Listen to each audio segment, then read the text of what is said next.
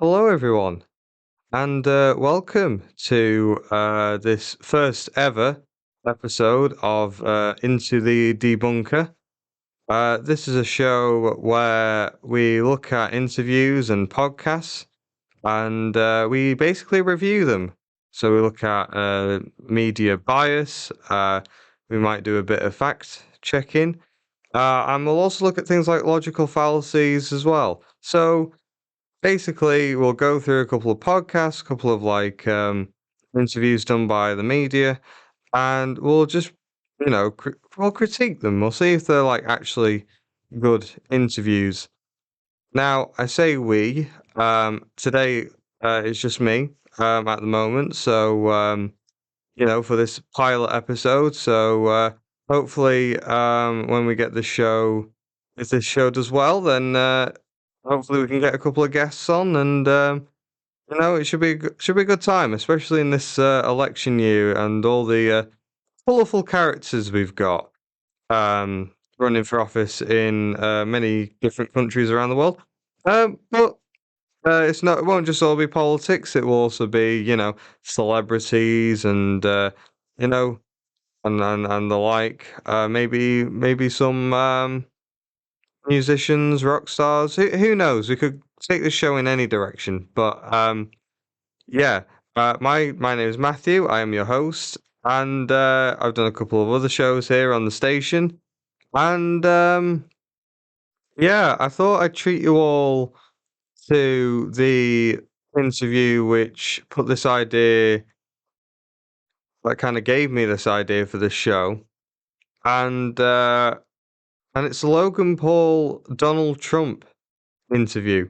Now, I will say this: my format has been inspired by people like there's some great YouTubers out there, like vlogging through history, and I think his name's Mr. Terry History and Mr. B. These are people who look at and react and critique other people's history videos, and I thought I'd kind of apply. They've done interviews as well and podcasts, so I thought I'd kind of apply the same kind of format. Well, not format, but kind of like just looking at interviews and critiquing it. So just a big, massive shout out to them.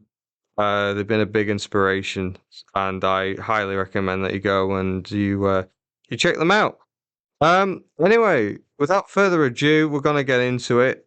Yeah, we're just gonna get cracking. So this will begin with a short preview.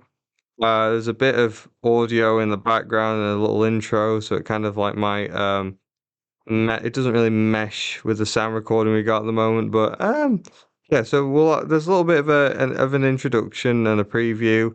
Then there's a bit where the two hosts, Logan and Mike, meet the former president, and yeah, I'll probably pop back in when they begin the actual interview. Although I will comment on some of the things they do talk about and Trump's Trump, how Trump behaves and how the hosts behave. So yeah, without further ado, let's just get into it. Biden is just so bad. He's the worst president in the history of our country. You should make a diss track on him. Yeah, we'll do something. Do you think that you're starting to soften your views on some of the networks that you may have not gotten along with in the past? No, they're fake news. You had a street fight this past week. And how did it work out? How you think, Mr. President? I think you probably did pretty good. I've watched enough of you fighting. Unidentified aerial phenomena in the sky. We don't know what they are. Do you? It's very possible. Really powerful stuff. They made a commercial, me promoting a product, and it wasn't me. And I said, did I make that commercial? Rat beefs. Big rat beef just happened. Drake or Kendrick?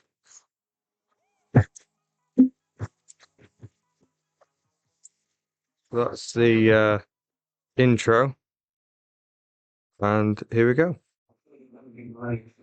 This all my life. Whole life. You have say anybody. How are you, Bob? Oh, brother, good. Yeah, he's excellent. Relationship with him, right? With Jake? Yeah. Yeah, we do now. But it's not always been like that. It's always been, yeah, I can imagine. Yeah, it's good. The Taylor Tyson we got. Yeah, right? Who you got? When is that gonna be? November. It got rescheduled. Look, Mike was fantastic, but Mike's a little older now. Yeah. And you guys can fight. Yeah. We'll talk about that, but you guys can really fight, legitimately fight. Thank you, sir. So not a bad start. From what this is the little introduction bit. This is before the actual interview begins. As you can probably hear, Trump asks. Now, I should point out this is from the most recent episode of Impulsive, Logan Paul's podcast. The original can be found on YouTube. Link will probably be provided in the description of the video that this will go out on. I highly recommend checking it out for yourself. Now just breaking it down, decent introduction. Trump asks Logan about his brother Jake. Jake Paul is also a wrestler and YouTuber, and Logan Paul is as well. If you don't know who Logan Paul is, I'm kind of going into this with the kind of expectation that many of you listening will know who he is. But for those of you who don't know, Logan Paul is a YouTuber who started out back in the mid 2010s on Vine alongside his brother doing stupid stunts. Stupid as in like goofy stunts. Um, he began to get more famous, and now he's got tens of millions of subscribers, and he also hosts his podcast Impaulsive. But it's a legacy that's definitely been tainted. He's been very controversial, especially with the recent crypto zoo. Well, I say recent, but the crypto zoo controversy that was exposed. Well, not exposed, but that was investigated by CoffeeZilla, who's another great YouTuber who you should check out. The crypto zoo incident, and of course the incident where he went into a forest in Japan, and he basically filmed a very inappropriate video concerning the remains of someone who had sadly passed away, and he received a ton of flack for that, and it's become quite infamous now. Um, Outside of that, he's been featured on videos such as Mr. Beast. Apparently, he has been praised in some areas ever since the incident, which happened back in 2017. He has since kind of gone and, especially with starting his podcast, he has been praised for kind of turning around his reputation. But at the same time, with the crypto zoo and the crypto, what many of you have kind of alleged him as doing crypto scams. Yeah, that's something that's definitely he's been criticized for. Um, that's a little bit of context on Logan Paul. He's got on his personal channel. Now, this is from the Impulsive channel, which has about 4 point something million subscribers. His normal channel, I think I will just double check now, but it has tens of millions of subscribers. Logan Paul. Yeah, he has I can't see. It's funny, I can't seem to find his original channel. Oh, there he is. 23.5 million subscribers. Millionaire. Yeah, so that's a little context on Logan Paul. His co-host, Mike. I'm just gonna try and pronounce his second name right. Mike Majlak. He's an author. Uh, he recently and something that is brought up in the episode is that is brought up in the episode is his book on the opioid. I think I say opioid. Fentanyl. Sorry, the fentanyl. Kind of what's going on with that in America, and Trump talks about that as well. Yeah, so that's just a little. I don't know as much about Mike. I know a bit about Logan Paul. Logan Paul, this is his channel. He's kind of like the main face of it all. Also co-founder of Prime, which many of you might know him from, which he co-founded with KSI. So yeah, that's just background on Logan Paul, kind of who he is, what his history is. Um, Apparently, in the past, both him and Mike were anti-Trump, or well, weren't. I mean, that's kind of a strong way of wording it, but basically they weren't supporters of Trump. But since Mike has said on Twitter that he went into more neutral and has described himself or indicated that he's more of a moderate, um, Logan, we can kind of assume it's the same way. If you look on Wikipedia and you look at the Donald Trump endorsements, it says that Jake Paul, his Logan's brother, has endorsed him, which might be true. I'd recommend double checking that. Many in the wrestling world, uh, Dana White, who to talk a great extent in the interview, has endorsed Trump as well. He's been doing that since 2016. So that's just a bit of context, kind of like what the history of these two guys are. So, but Trump has a small bit of history with wrestling. He had a famous little WWE entrance a couple of years ago. Again, Dana White has endorsed him, and they talk a lot about wrestling in this. Dana White, by the way, is the CEO and president of UFC. So yeah, very influential in the wrestling world. So yeah, currently this introduction, kind of very civil.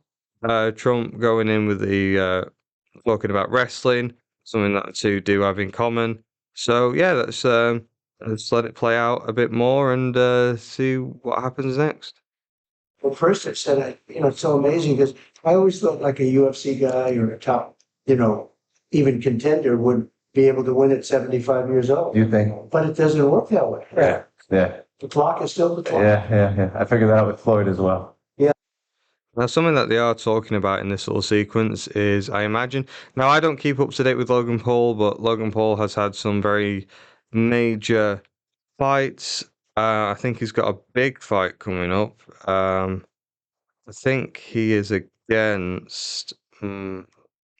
Yeah, he's gonna go against Mike Tyson. I believe. Yeah, he's scheduled to go against Mike Tyson. Um, and yeah, he's gone against. I think he went against Floyd Mayweather, who Trump just mentioned. Then, yeah, I don't keep up to date so much with Logan Paul's boxing. Paul versus Mayweather. Oh, versus Mayweather. Um, yeah, that happened back in 2021. So yeah, that's what Trump's just been saying. I don't remember who won that from the sound of it. It sounds like who won? Non-scored bout. Yeah, I did hear that it might have been a. I think that means I don't know anything about boxing. Sorry. Uh, yeah. Anyway, there was a fight a couple of years ago, and it's going to be going against Mike Tyson. So Trump's just talking about age. And yeah, uh, that's something that I'll come back to. And it's something that Trump does briefly mention about Joe Biden. I'll come back to that because I do have some thoughts on. I quick disclaimer on the show. I aim to kind of have a live reaction, but I have watched this in advance.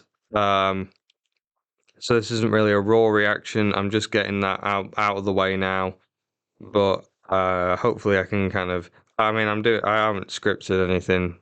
This is mostly live, so anyway, without further ado, we're 40 minutes and I'll keep playing it. How about that? I don't know. It was Steven. Yeah, which shouldn't make. Thought he would have won this. That's what I How thought. was your bet? Oh, no way. We got gifts. So for a lot of money, this No way. Oh, thank you. The gifts that they're referring to is Trump has just given them T-shirts with his mugshot that say "Never Surrender," in reference to his recent conviction court case and convictions.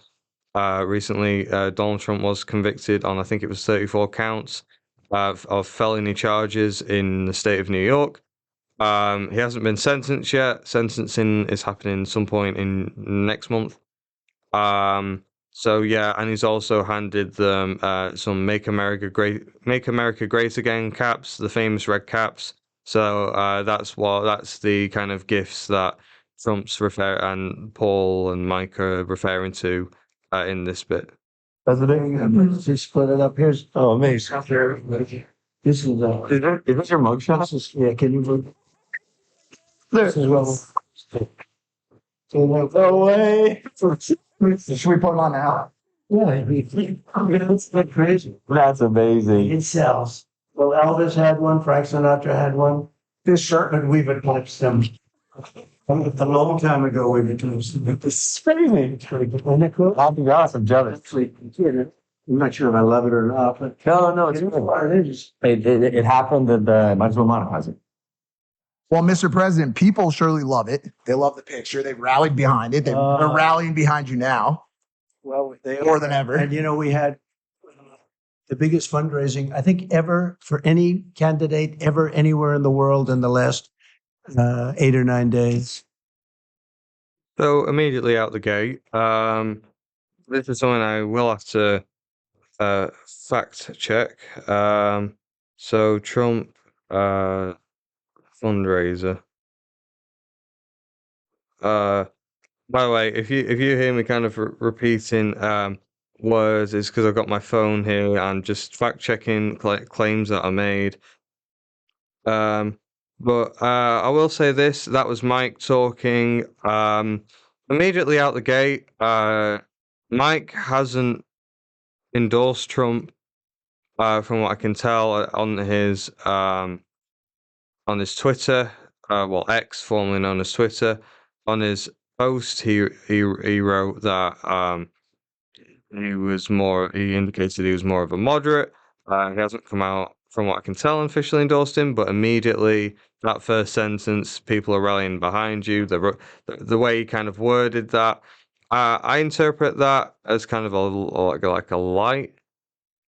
I don't know, kind of. I don't want to say it's a bias, but it feels like it feels very kind of. I'm not sure if it's just him being polite and you know, kind of converging with Trump, convergence theory. But maybe it is a tiny bit. Yeah, he's going, the rallying behind it now. I'm willing to interpret that as a bit of just being more polite as well. I don't know. This is something that we can leave open to interpretation, but in terms of bias, it does seem that Mike, judging by what I've read on X, I don't know, he seems like he's not really a fan of the current administration, and I get that impression throughout the interview. So immediately out the gate, I think maybe there's like a bit of a lean towards Trump, but we'll watch a bit more of the interview and see where this bias is, where the bias lies. By the way, should point out, you can always try and be impartial, and that's what I try and be, and that's what I recommend everyone should be. No one is without bias. If someone tells you that they're unbiased, they're lying. Everyone has a bias. I have a bias. Everyone has a bias. It's more striving to be impartial that you should do. So the guys coming in are obviously gonna have a bias, but I just want to see how much that bias impacts what they're saying, or if they do try and be impartial. This statement, again, I'll leave it open to interpretation, but makes me kind of think that there is kind of a lean towards Trump, but they may just be indulging him as part of politeness, but it's definitely the way it's worded. Again, I'm just trying to fact check the Trump's claim. I'm just gonna go. Trump mentions San Francisco a lot, so I'll just mention San Francisco. I should hire a researcher. We should get a researcher on this show. Said he got 12 million at tech fundraiser in San Francisco. That's according to Reuters. BBC described it as he has a wave of support, mentioning Elon. Not sure. They do mention Elon later. Elon, I'm not sure who he's endorsed, if he has endorsed anyone at all. If I just go into his personal life section, sometimes they update this on Wikipedia. Not the most reliable source, but it is good just for a little just for a little check. Yeah, anyway. Look at the politics section. Yeah, he hasn't been updated. So yeah. Again, I can't really find any sources for the fundraiser claims that he's fundraised the most in the world. Like surely that. I mean, I think that's just hyperbole. Yeah, no, I don't know. Yeah, that's I don't think I don't think that's even a fallacy. I think that's just straight hyperbole. I doubt that. Trump raise. I can't find any reliable articles on this. But we'll keep going, and if I find this out later on in the show, then I'll report back. Anyway, we'll continue a bit more now. In hundreds of millions of dollars, and too bad it couldn't have been done for other reasons, but they Now, he just said the past 8 or 9 days. I'm gonna see if anyone. Fact. Yeah, fact.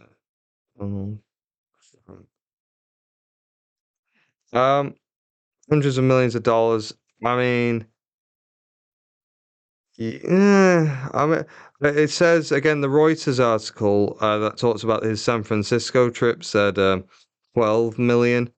I'll just double check when that Francisco trip was. Yeah. There's the thing about Trump is he does have he has a tendency to exaggerate. Says that was a week ago. The interview came out. Let's see. Logan Paul. The interview came out 4 days ago, so it overlaps. Says hundreds of millions. I doubt that. It could be true, but like when he says hundreds of millions, that's just straight hyperbole. And I don't think I don't know. Maybe I'm being too skeptical, but it's just you never know with Trump. I will get that fact checked, and any fact checks that I've done, I'll add in the comments below. Anyway, we'll let it run a bit more. they viewed the case as being so corrupt and so ridiculous. You know, every one of the legal pundits, and you know, they're great guys. When you look at Dershowitz, the whole group, you know, that whole group of people, Andy McCarthy, Jonathan. Right, he's mentioned a name there, Andy McCarthy. We'll see what Andy McCarthy said about the Trump trial, and we'll see what his credentials are. Andy McCarthy. Andy McCarthy. Right, what does it say here? So, phones are so annoying. It's always all right. Okay, Andy McCarthy is a columnist for the National Review. The National Review is a conservative editorial magazine, so clearly we've immediately got a bias. He's a Republican. They're a Republican, so yeah, that's oh boy. I'm quoting here from Wikipedia. During the presidency of Barack Obama, McCarthy criticized Obama as a radical and a socialist, and authored a book alleging that Obama was advancing a Shia agenda. Hearkening to the Obama was a Muslim conspiracy theory, which has been disproved and isn't true. He authored another book calling for Obama's impeachment. So clearly, this is one source who isn't reputable. Clearly has a bias. I don't believe that.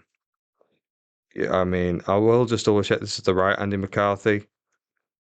I'd hate this to be like a different Andy McCarthy, and then there's an actually reputable Andy McCarthy who I've just slandered. I don't know. It's hard to follow these things. They never just have it really. Donald. Uh,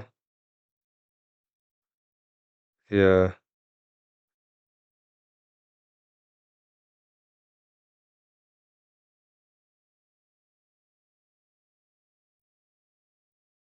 Hmm. Yeah, this is if I go on the news section. The other Andy McCarthy is an actor, so I don't think that. Yeah, I think he's wrote an article. No, this article was by someone called Rich Lowry. Yeah, the national, but he's this. I don't think. I think this guy doesn't really have the best credentials. Yeah. So, uh, bit of a bad track record. Let's see what other names he names drops. This is in relation to his criminal trial, by the way, if I didn't make that clear, and if you couldn't get that from the interview. So this is about his criminal trial, and these are the people that Trump is listing as people who said that the trial was unjust, and Turley, Greg Jarrett, every one of them, they came out. is that Greg Jarrett or Gray Jarrett? Greg Jarrett. It's America. All right, he's a commentator and author, and once again, he's an American conservative news commentator, author, and attorney, working for Fox News. He's a defense attorney, but what else did he do?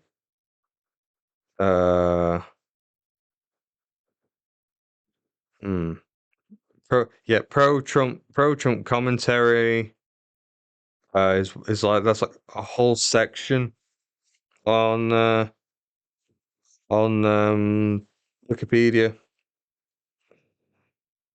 Yeah. All right. In 2018, PolitiFact highlighted 5 claims made in Jarrett's book as false, misleading, and unsubstantiated. Yeah. So once again, not really a reputable source so much. I mean, yeah, the people. When I point out these people's backgrounds, I'm not trying to delegitimize them, although I think their previous work kind of does for some people, I imagine would do that. But the reason I point that out for Trump is because Trump's listing these names as, oh, these are reputable sources, these are clear, unbiased. Well, again, no one's unbiased, but clear, impartial sources. Like, I mean, imagine if some of these guys were like Democrat or independent, people who didn't have any skin in the game. But no, just 2 of the names that I can hear from the interview are already pro-Trump. So I doubt that, you know, the way Trump's kind of doing this is he is engaged. He's cherry picking certain people, and it's kind of like uh, parts of the whole fallacy. I've got a list here of logical fallacies. Big shout out to Mr. B again. for his video that he did about 3 years ago, which lists all the different logical fallacies. Yeah, it seems to be parts a whole. Just taking a small section of attorneys who are kind of biased towards him and acting as if that's just the status quo. There's like tons and tons of people pouring out to support him. Anyway, we'll keep going. And they said, there's not even a case here. There's no case. And when they saw the jury instructions, when they saw all the things that happened, and it's not like anybody's a friend of mine. Mark Levin is an example. Right, let's go with Mark Levin, because he just said straight there that he's not a friend of Trump. So, Mark Levin. Levin. Let's have a look. So, here we go again. So, just reading him again. He has been described, this is according to Wikipedia, he has been described as right-wing by the New York Times, CNN, NPR, and Politico. He is known for his strident criticisms of Democrats and encouragement of primary challenges to congressional Republicans that he considers to be Republican in name only. Let's have a look. If I read a bit down, though. Yeah, Trump said he wasn't a friend of his. Says here that he did declare himself as never Trump, but then endorsed Trump after he won the nomination. But since the start of the Trump presidency, he has become pro-Trump, according to Wikipedia. Now, I should point out the kind of narrative going around with the Trump trial is something that's shared not just by Trump allies, but it's been kind of used as well by people who have described themselves as not being in the Trump camp. So Ken Buck, one of the congressional representatives from Colorado, who's just recently retired from the House of Representatives, appeared on the Daily Show with Jon Stewart the other week.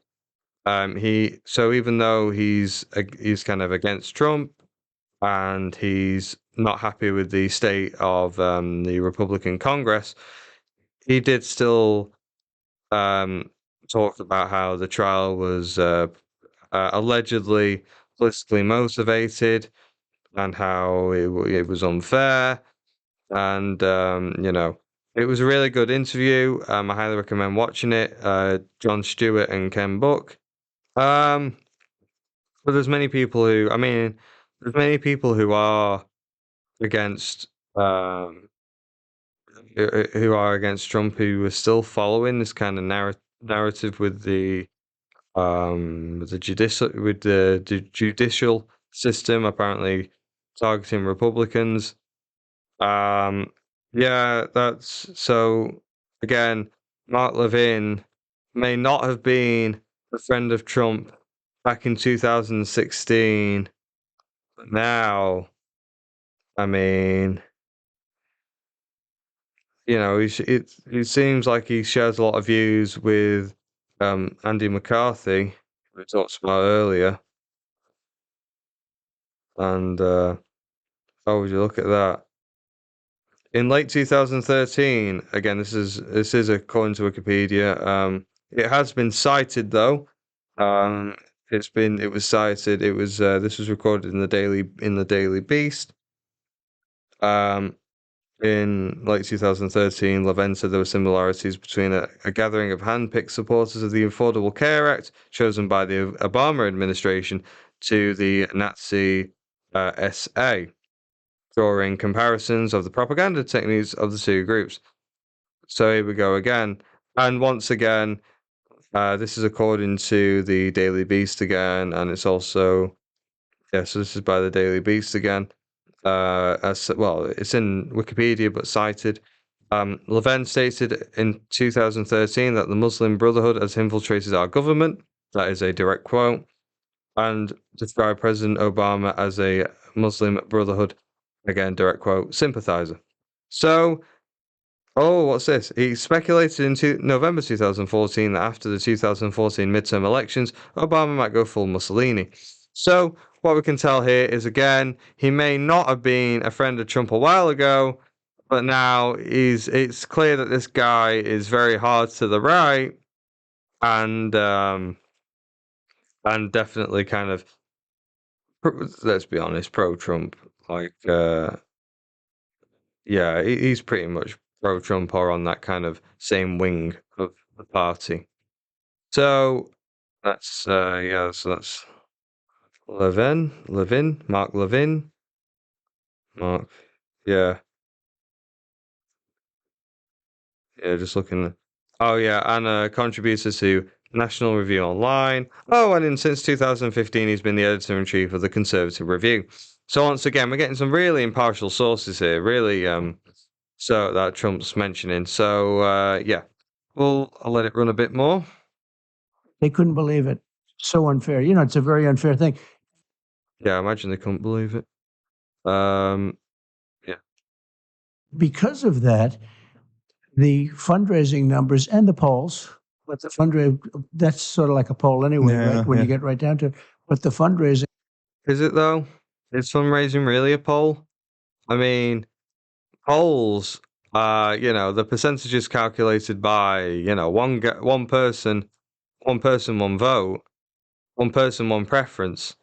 Whereas fundraising, if you get one guy like, random name, Musk, like random name, this isn't a fact. This is just a hypothetical scenario. If someone like him gave, well, $100 million to the Trump campaign, meanwhile Biden's got $89 million. But imagine that 89 million came from grassroots supporters in all 50 states. Then that's not really that's not really the same as a poll. And also his claim on the polls as well. Most people, if I can just have a look, Trump trial polls. This is according to Politico.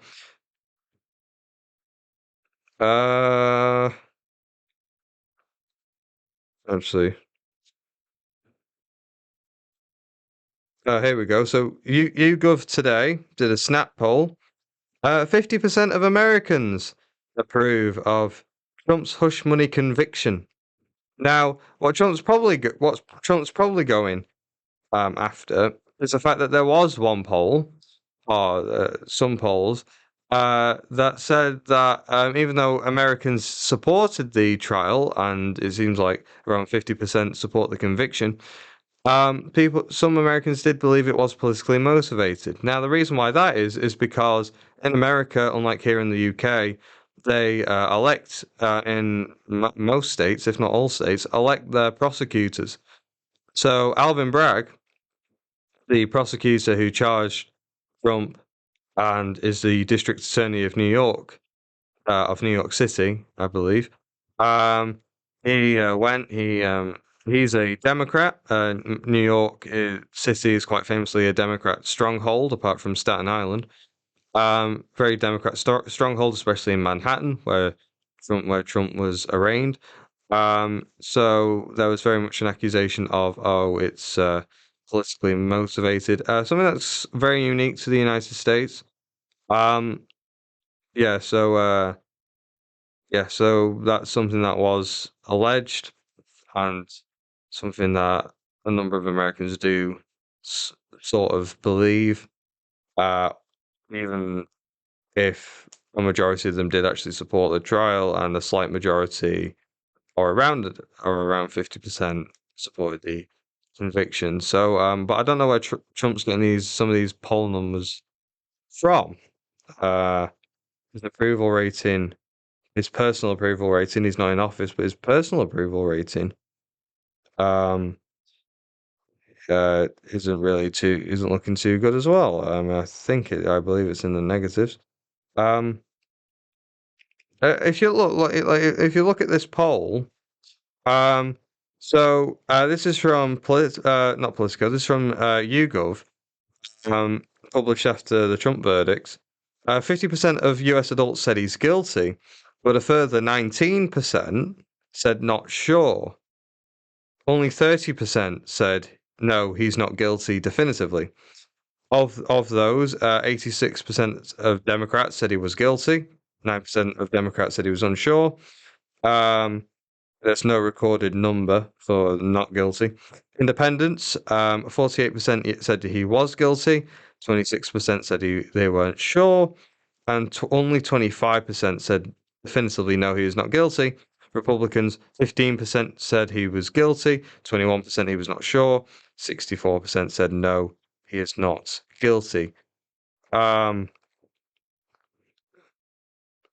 Opinion is slightly more divided on whether Trump's trial was fair. Now, if we look at this here, 47% of US adults said yeah, according to YouGov, said yes, it was fair. 17% said not sure. 37% said no. Again, 81% of Democrats said yes. 42% of Independents. 15% of Republicans. About two. Here we go. This is an interesting little statistic. About 2/3 of Americans say Trump has either probably or definitely committed any crimes, while 26% said he probably or definitely hasn't, with Democrats overwhelmingly thinking Trump has probably committed crimes, while Republicans are divided, with 40% saying yes and 50% saying no. So those are some surprising polls there. If we check, I just want to cross-reference this, so we'll check NBC. NBC does have a left-wing bias, but they do state that they do cite a CBS News, CBS News and YouGov poll, which showed that 57% of adults said the jury in Trump's trial reached the correct verdict. And that was backed up, according to NBC, by a Morning Consult poll, in which 54% of registered voters said they approved of the verdict, as well as an ABC Ipsos survey, in which 50% of the adults said the verdict was correct. So he's probably referring also to the. So he's probably maybe talking about the election polls, but we've just had a couple of more polls come out. I'll check Forbes. This came out about 14 minutes ago, prior to recording, or maybe even during recording, actually. Biden is up 1 point over Trump in Morning Consult's weekly survey for the second week in a row. The two are tied in a PBS Marist poll released Tuesday that found Trump has lost 6 points with independents compared to the group's May survey taken before his conviction. 32% of independents said they're less likely to support Trump after he was convicted in Manhattan last month on 34 counts of falsifying business records, according to a Politico Ipsos poll. Politico Ipsos poll released Monday found that 33% of voters overall said they're less likely to support Trump, including 9% of Republicans. So Trump isn't doing too well in the polls, as he's saying. He's probably referring to the past polls that came out, and some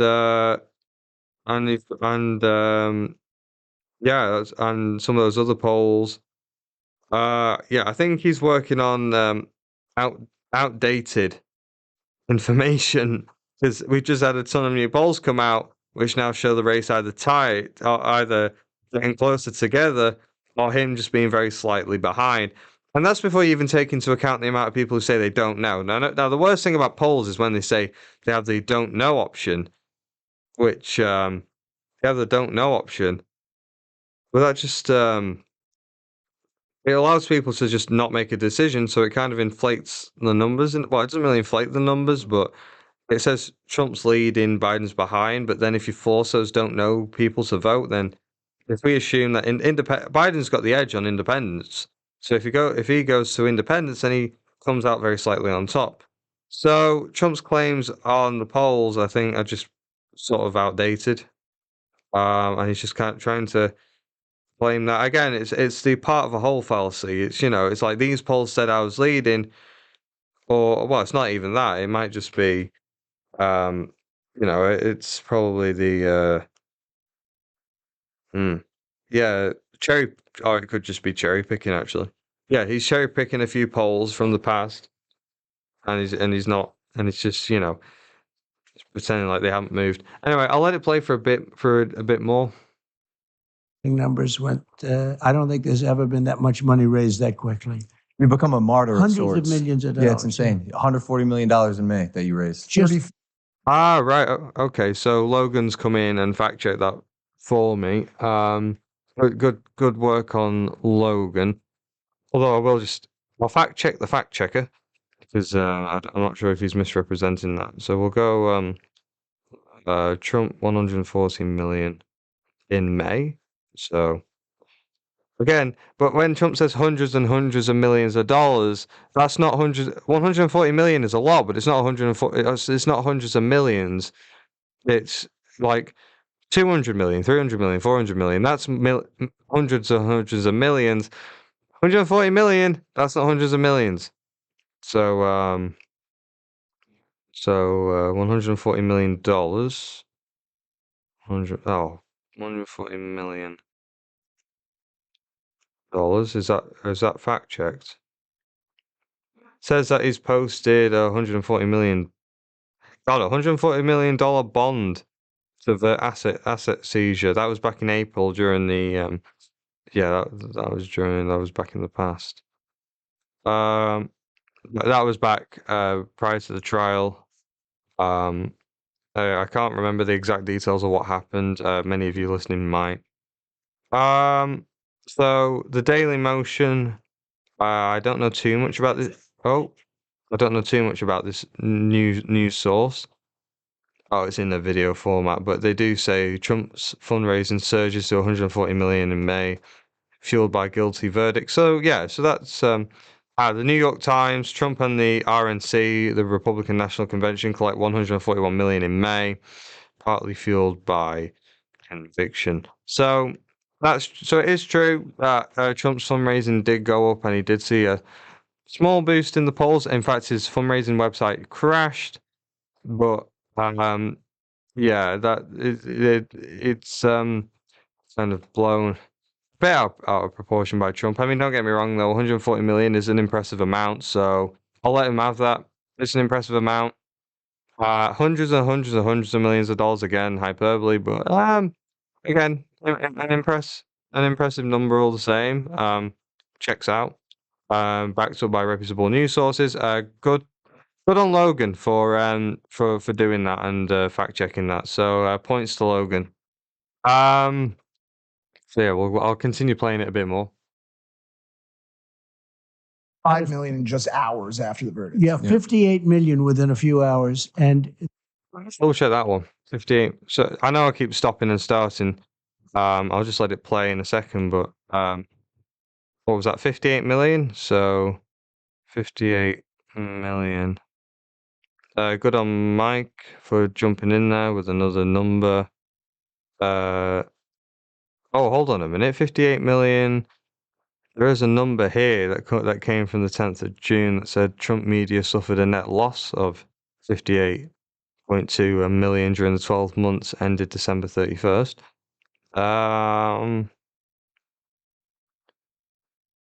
Trump announces nearly 53 million fundraising haul after guilty verdict. That's again from the New York Times. So yeah, this seems to check out. It does seem like his fundraising has definitely increased. Let's just check who's raised more. Who has raised more, Trump or Biden? We'll see what the actual numbers are. This came from 31st of May, so it's a bit outdated. Biden has notably outranked Trump in contributions from individuals, and Biden has received 71 million. Here's the thing.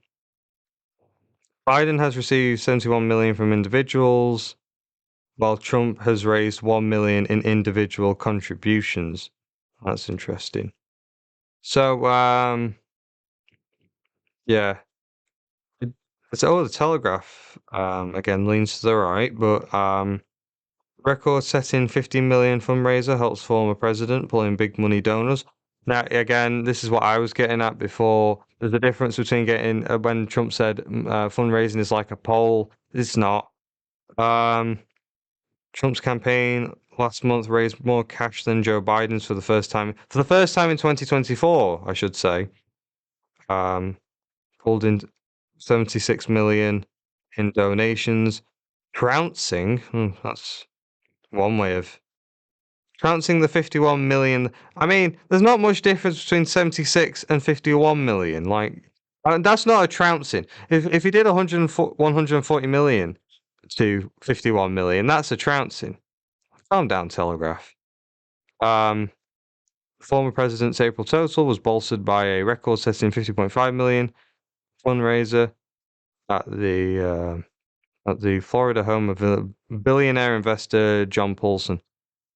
So yeah, it does seem that some of these things do check out. Trump has had quite a successful month in fundraising, but again, it's kind of the way. I mean, again, it's still impressive. No, I mean, I don't want to take that away from the guy, but you know, it's only. I mean, Biden's kind of been ahead in the past, throughout the campaign so far. Plus, Biden's getting more from individuals and not really from donors. But again, that's come up as a result of the conviction. So a lot of what's been said, or a fair bit of what's been said, does check out even if it has been dramatized quite a bit. So yeah, currently checking out so far. I'll let it play a bit more. That was in small donations, like $71 something average. And over a period of a week, we even went to San Francisco. Now, $71 in individual contributions. I wonder if I can.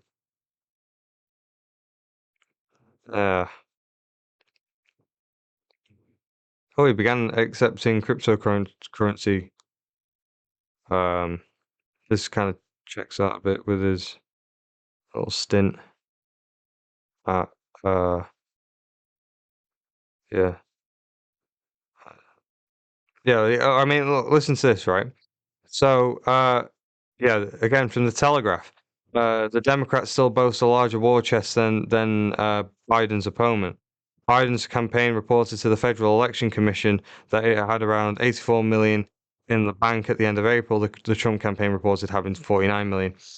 I can't double check that individual claim. That might be true that it has increased in the past month because of the conviction. On the whole, this is more of a snapshot and more of a surge. It's not really like a not like a constant. But yeah, no, I mean, yeah, it has increased. But from what I can tell, a lot of this money has come from donors, and Trump is about to talk about Francisco and the Silicon Valley. I'm going to let it play for a bit longer now. I won't keep fact checking. We'll kind of do a big roundup. So yeah. not supposed to be. That's the belly of the beast, right? Rare Supposedly. visit. But they had thousands of people on the street. It was so positive, and they raised $12 million. The tech guys at one of the houses, David, fantastic people, and they were like, they gave me a lot of money. They've never been into doing that, and I think it helps that Biden is just so bad. He is so bad. He is the worst president in the history of our country. I mean, worse than Buchanan? I mean, this is something that when I first watched this, I mean, this is like worse than James Buchanan, worse than Andrew Johnson. I mean, Biden hasn't signed anything as horrendous as the Fugitive Slave Act. Like, again, hyperbole. I mean, which fallacy even is there? Like, he's the worst president of all time. Yeah. Yeah, that's just straight hyperbole.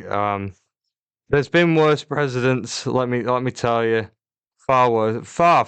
I'm not like a Biden, you know, I'm not like a Biden backer or anything, but it's just he's not worse than James Buchanan. James Buchanan is the guy who sat there and did nothing while the Civil War was about to kick off.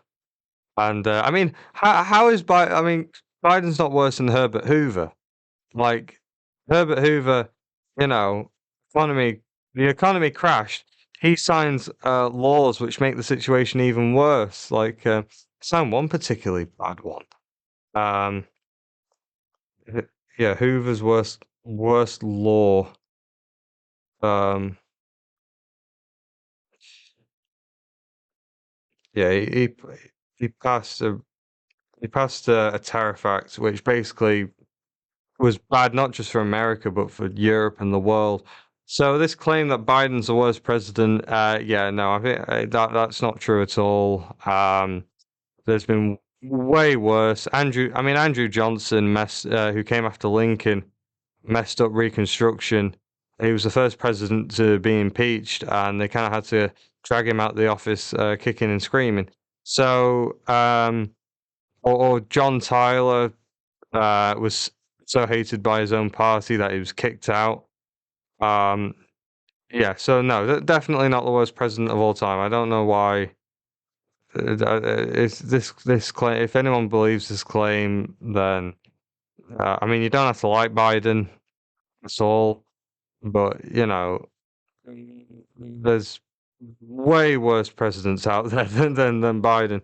I'd even argue there's and Trump as well. Buchanan and Johnson worse than Trump. So yeah, let's keep playing. So that helps too. You should make a diss track on him. Yeah, we'll do something. Yeah. We'll do something.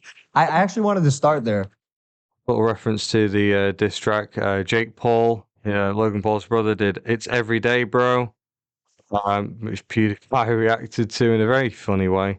Yeah, that's kind of what the little reference there to the Paul brothers history. I think Logan may have done a diss track. I'm not entirely sure, but anyway, I'll let it play.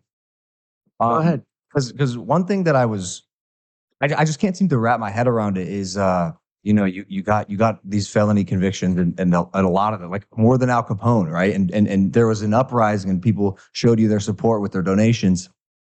And a lot of people are saying it points out that actually the unjust nature of Right, let's just stop there. What does he mean by? I mean, there's a fair number of people, but a lot of people. Well, it seems like most people, from what we went before, supported the trial and the verdict. So, from the numbers I listed before, I mean, there's definitely a significant number. Or what exactly was the words he said? Well, I mean, there's a decent number, but it's not like massive. It's not like a massive wave. So I'll let it play a bit more. America's justice system. So Very unjust. my question is, like, if that is your belief, if that is their belief, why do you have the desire to give your time and energy to a country or a system that's trying to take you down? So I ran twice. I did much better the second time than the first time. And if I didn't, I wouldn't have done this. But we had it going like this country has never been going before. It was really good. Now it's really bad. The worst border. Right, immediately logical fallacy right there. This is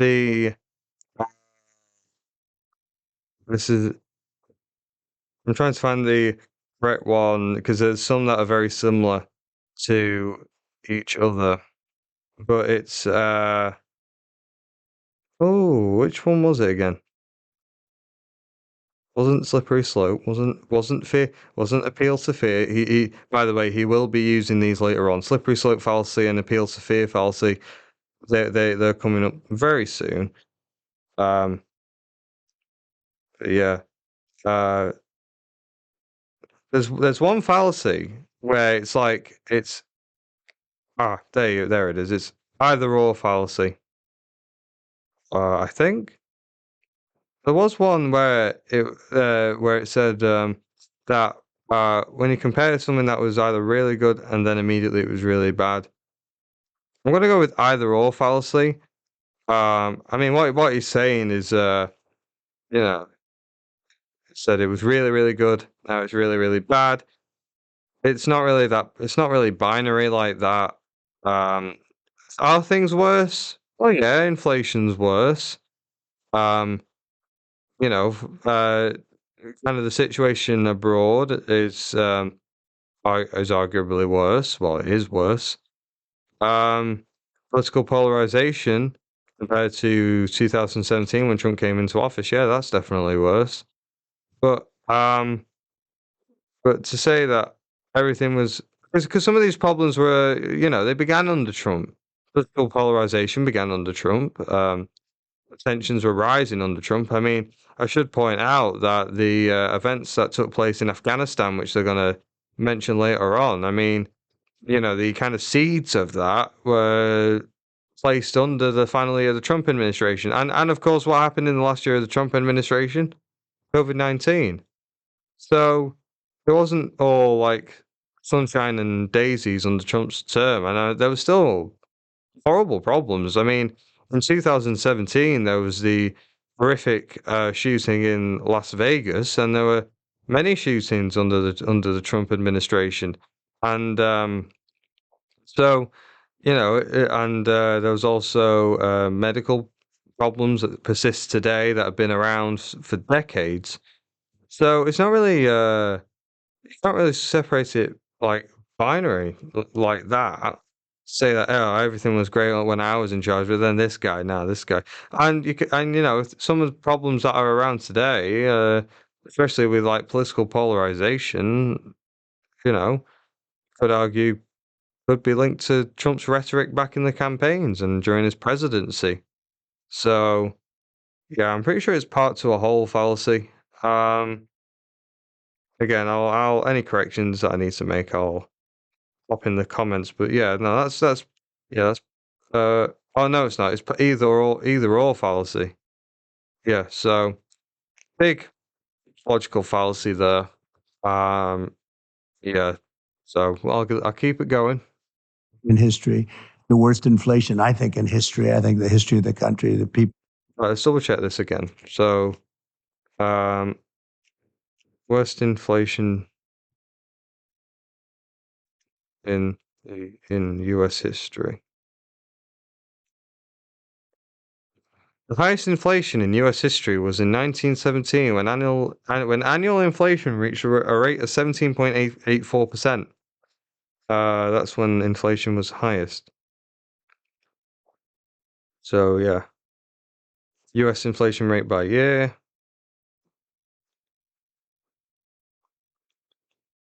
I thought it'd be a nice little graph. There's no graph. Where are we? We are in 2024. So inflation is at 2.3%. It's by the way, Mr. Trump, it's the same as it was in 2019 when you were in office. That being said, that doesn't take into account prices. So highest prices in US history. It was really bad in 2022 though. Stock prices, history of prices, inflation. Federal Reserve Bank is St. Louis. I imagine that'll be the St. Louis, Missouri. I'll look at inflation.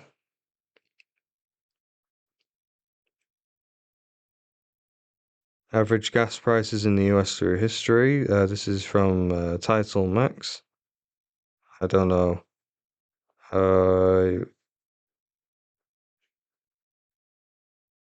It is okay. Gas prices $4.90. Okay, gas prices. I'm getting mixed numbers here. That was back in 2022. Yeah, so Is inflation the worst in history? It's kind of hard to answer that without knowing what the price of the products were. Um, it's definitely let's see, sad. I'm not an economics student. But the inflation rate has certainly been higher in history. So when Trump claims it's the worst in history, that's not exactly true. If we go back to the inflation rates by year, this is by a website called The Balance. Uh, see where were we at? I mean, it was higher in the 70s. In fact, in 1973, it was at 8.7%. Uh, yeah, so certainly been higher, certainly been worse, especially in the stagflation of the where the because here's the thing, it was worse in the 70s because of stagflation. The economy stagnated and there was inflation as well. I remember Gerald Ford had his little win campaign, whip inflation now.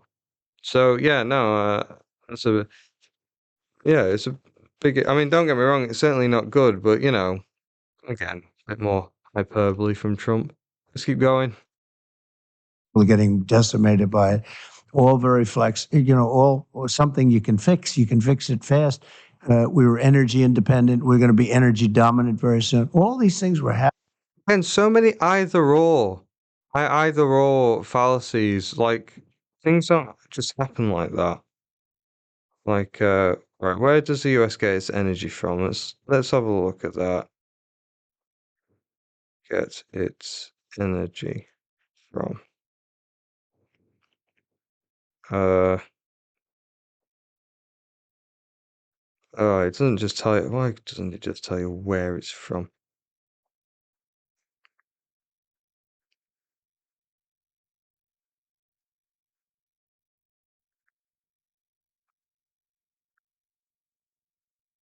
Hmm. Yeah, so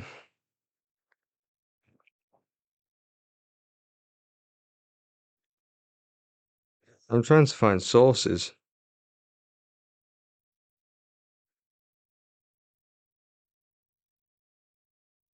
Hmm. I'll have to research the energy. I'll have to research a bit more. It's still very much an either or fallacy. I don't think it would have just been from. I doubt the US was energy independent in Trump's term. So was the US energy independent in? We'll go with 2018. That was a year that was Trump's second year in office. There's an article from Forbes, and there's an article. There's something here from USA Facts. Uh, this was last updated on Sunday, May 14th, 2023. While it's true the US now exports more energy than it imports, the nation still. Here we go. So this is from in 2009. All right, in 2019, the US became both a net exporter and net producer of energy for the first time in over 16 years. Hmm.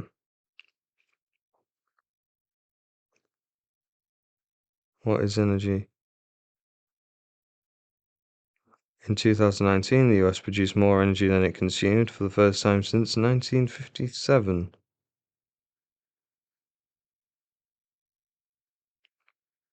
A more detailed definition of, again, this is from USA Facts. A more detailed definition of energy independence would include phasing out all, by this, yeah. A more detailed definition of energy independence would include phasing out all imports of foreign energy resources such as oil and natural gas and instead relying on domestic production to fuel the economy. By this metric, the US has not achieved any energy independence as it still relies on imports of crude oil to fuel the economy. Uh, Uh, subsequent, right, there's a bit more. Let's read a bit more of this. Independence has been a component of energy policy for every administration since President George W. Bush. He signed the Energy Independence and Security Act of 2007, which laid out a plan to reduce America's dependence on foreign oil and subsidize domestic consumption. Subsequent policy initiatives, such as the lifted ban on oil exports in 2015 under President Obama, easing the process of leasing federal lands to oil and natural gas companies. Oh, hold on a minute. No, sorry. An executive order 13783, easing the process of leasing demonstrated continue. Right. Specific wording of this was demonstrate a continued interest in achieving some form of energy independence. President Joe Biden has also recently undertaken efforts to reduce the country's dependence on energy imports by releasing more than 180 million barrels of crude oil from the Strategic Petroleum Reserve. Since 2019, the US has produced more energy than it consumed on an annual basis. This is the first time the US achieved an energy surplus since 1957, thanks primarily to the recent boom in domestic energy production over the last decade. In 2021, the US produced a total of 97.95 quadrillion British thermal units of energy, the majority of which came from natural gas and petroleum. This exceeded the total US energy consumption of 97.33 quadrillion British thermal units in the same year. More than 2/3 of energy consumed. Yeah. So over the last decade, the growth rate for energy consumption has increased 3.3%, while the growth rate for energy production has increased 23.5%. A lot of numbers there, a lot of data, but essentially what it means is that yeah, of energy, the majority of which came from so the US is pretty much still going. Here's another article from Forbes. US energy independence soars to highest level in over 70 years. So energy independence did increase under Trump, from the sound of it. But from the article I was reading, it sounds like that began under the Bush administration, continued under the Obama administration, and instead just continued being part of a process. And you know, and now it's continuing under Biden. So not much has really changed. I think he's just harkening on the fact that gas prices went up. That's still CNN did a fact check. Fact check. Despite claims of Trump era energy independence, the US never stopped importing foreign oil. This was released in March 15th, 2022. This was shortly after the Russian invasion of Ukraine. The truth is that the US was never close to genuine independence from foreign energy in the Trump era. Energy independence is a political phrase, not a literal phrase. Despite how Trump and others make it sound, it does not mean the US was ever going it alone. A ridiculous term, said Jim Crane, an energy studies fellow at Rice University's Baker Institute for Public Policy. A horrible term, said Jeff Colgan, professor and director of the Climate Solutions Lab at Brown University and an expert on the geopolitics of oil. This stupid term, said Amy Myers Jaffe, an energy expert and a research professor at the Fletcher School at Tufts University. So basically, the US has always imported oil and imported energy. I just saw another figure that 60% of, I think it was petroleum, or no, 60% of crude oil is imported from Canada. I'm seeing conflicting articles. There's this phrase that the United States was energy independent in 2019 for the first time since 1957. That keeps being thrown around a lot. It seems like academics, and professionals don't seem to like this term because it's hard to really measure what true US energy independence is. There's another article from Forbes. Can I have a date? October 1st, 2022. If energy independence. It is true that we achieved both of these energy independence under President Trump. What isn't true is that it was because of anything special that he did. His energy policies may have helped a bit, but the primary cause was a surge in domestic oil and gas production that occurred as a result of the fracking boom. From 2006 to 2016, US energy production increased from 17.7 quadrillion British thermal units to 84.3 quads. The US experienced record energy production in 2015, which was back under the Obama administration, but 2013 production pulled back because of the oil price collapse. So essentially, this was released in 2022. The article's headline is US energy independence has grown. If I check the thing has been cut off. So first of all, we can call into question about how much Trump really impacted that. Because Trump makes it sound like everything was energy independent completely. When while it is true that they did reach energy independence, it began in 2019, and as the Forbes article points out, it wasn't mainly because of Trump. It was because of other factors as well. It's like how presidents claim that they fix the economy or they control the economy. Like, your actions can make the economy worse, as Herbert Hoover and in our country as Liz Truss has shown. You can make the economy worse, but in reality, you don't really have a controlling factor of the economy. Um, using the definition of using the definition of exports minute imports, 2021 was our highest level of energy independence in history. In other words, we are even more energy dependent than we were in 2019.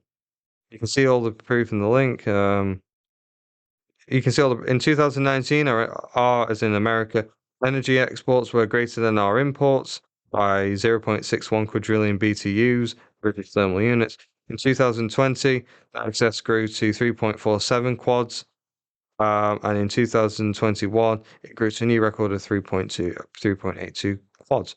So it's not, I don't know where Trump is getting this claim from. Again, it's probably because of oil price increases. But here's the thing: energy independence.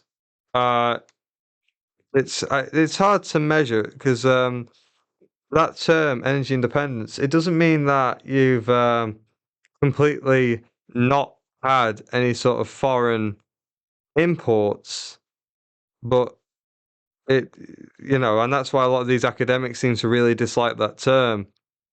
But regardless, if you want to take it as the term of the energy produced is more than the energy consumed, which seems to be what it is, then that's still going as it is.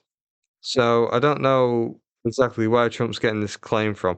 Anyway, that was a big, massive tangent with facts and figures and all sorts. Let's just let it play a bit more. happening. And then we had a terrible result in an election, and what happened was disgraceful, and we can't ever let it happen again. But we have a little expression. It's right on that hat: "Make America Great Again." And we No challenge. That was the 2020 conspiracy theory about the election being rigged that he was indicating. He didn't say it in explicit terms, but it seems very much that, Logan isn't a journalist, neither is Mike, so I'm not expecting them to be challenging Trump, but there is a noticeable silence as he makes those claims. Maybe they just didn't pick up on it. Let's continue. can do that. Make America great again. And this guy is not going to do it. This guy's destroyed our country. When you allow He hasn't destroyed the country. Is the United States facing problems? Yes.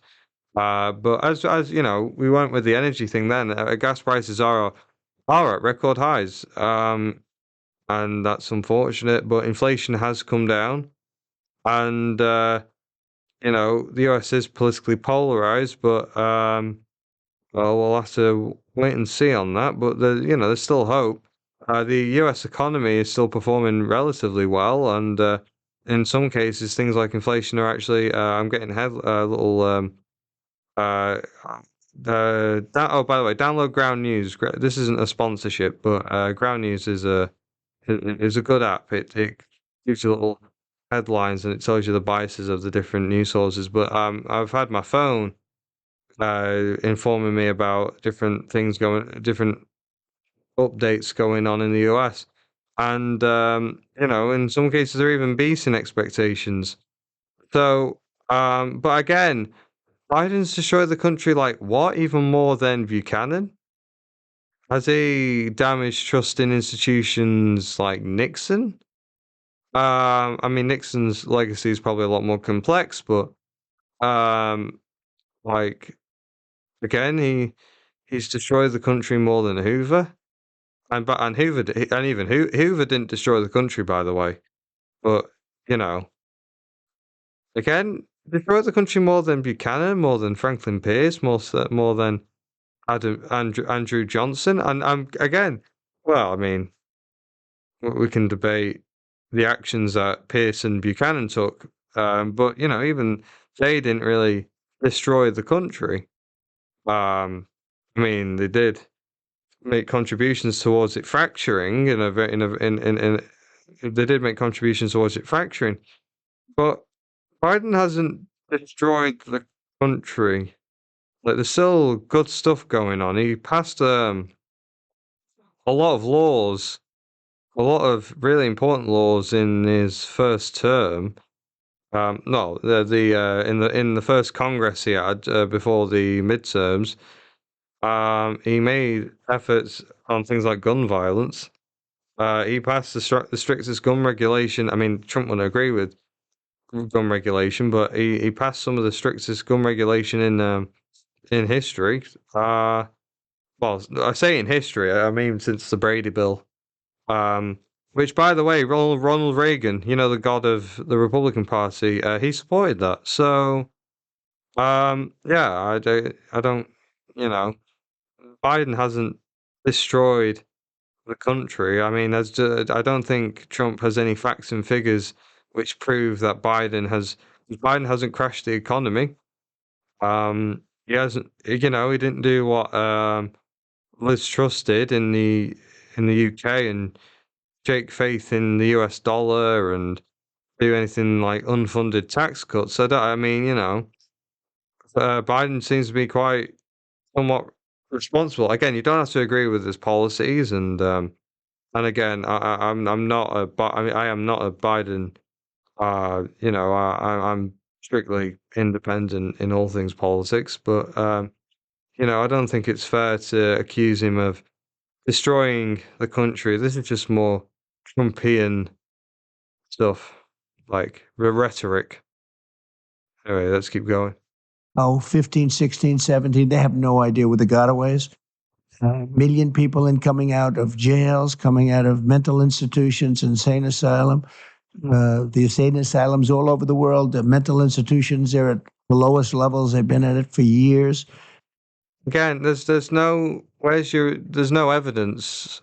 He's not providing any facts or figures to support these claims. He's making the claim that people are being released from prisons and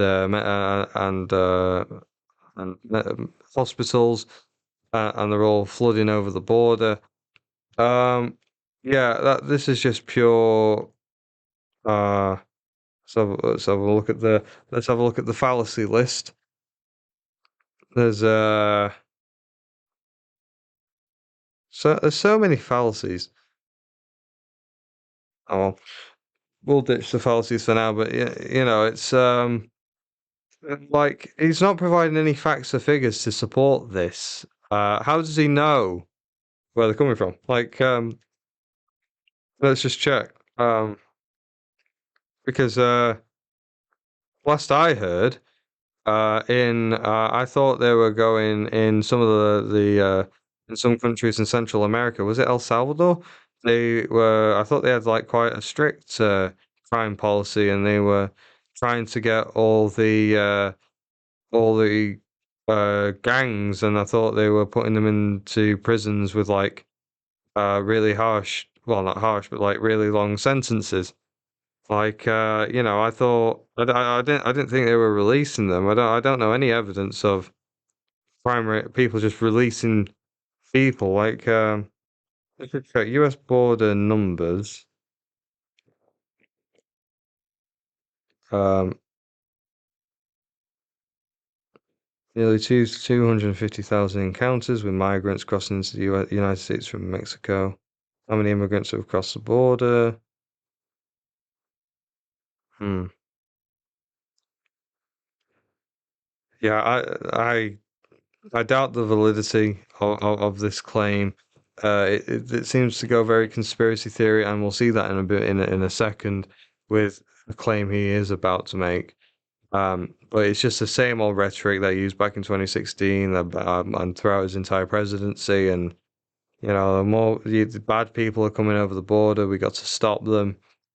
Yeah, I can't find any evidence that supports this, and it's been proven time and time again um, that immigrants don't commit more crimes than just domestic people, or people who I can't think of a good term, but it's all just yeah.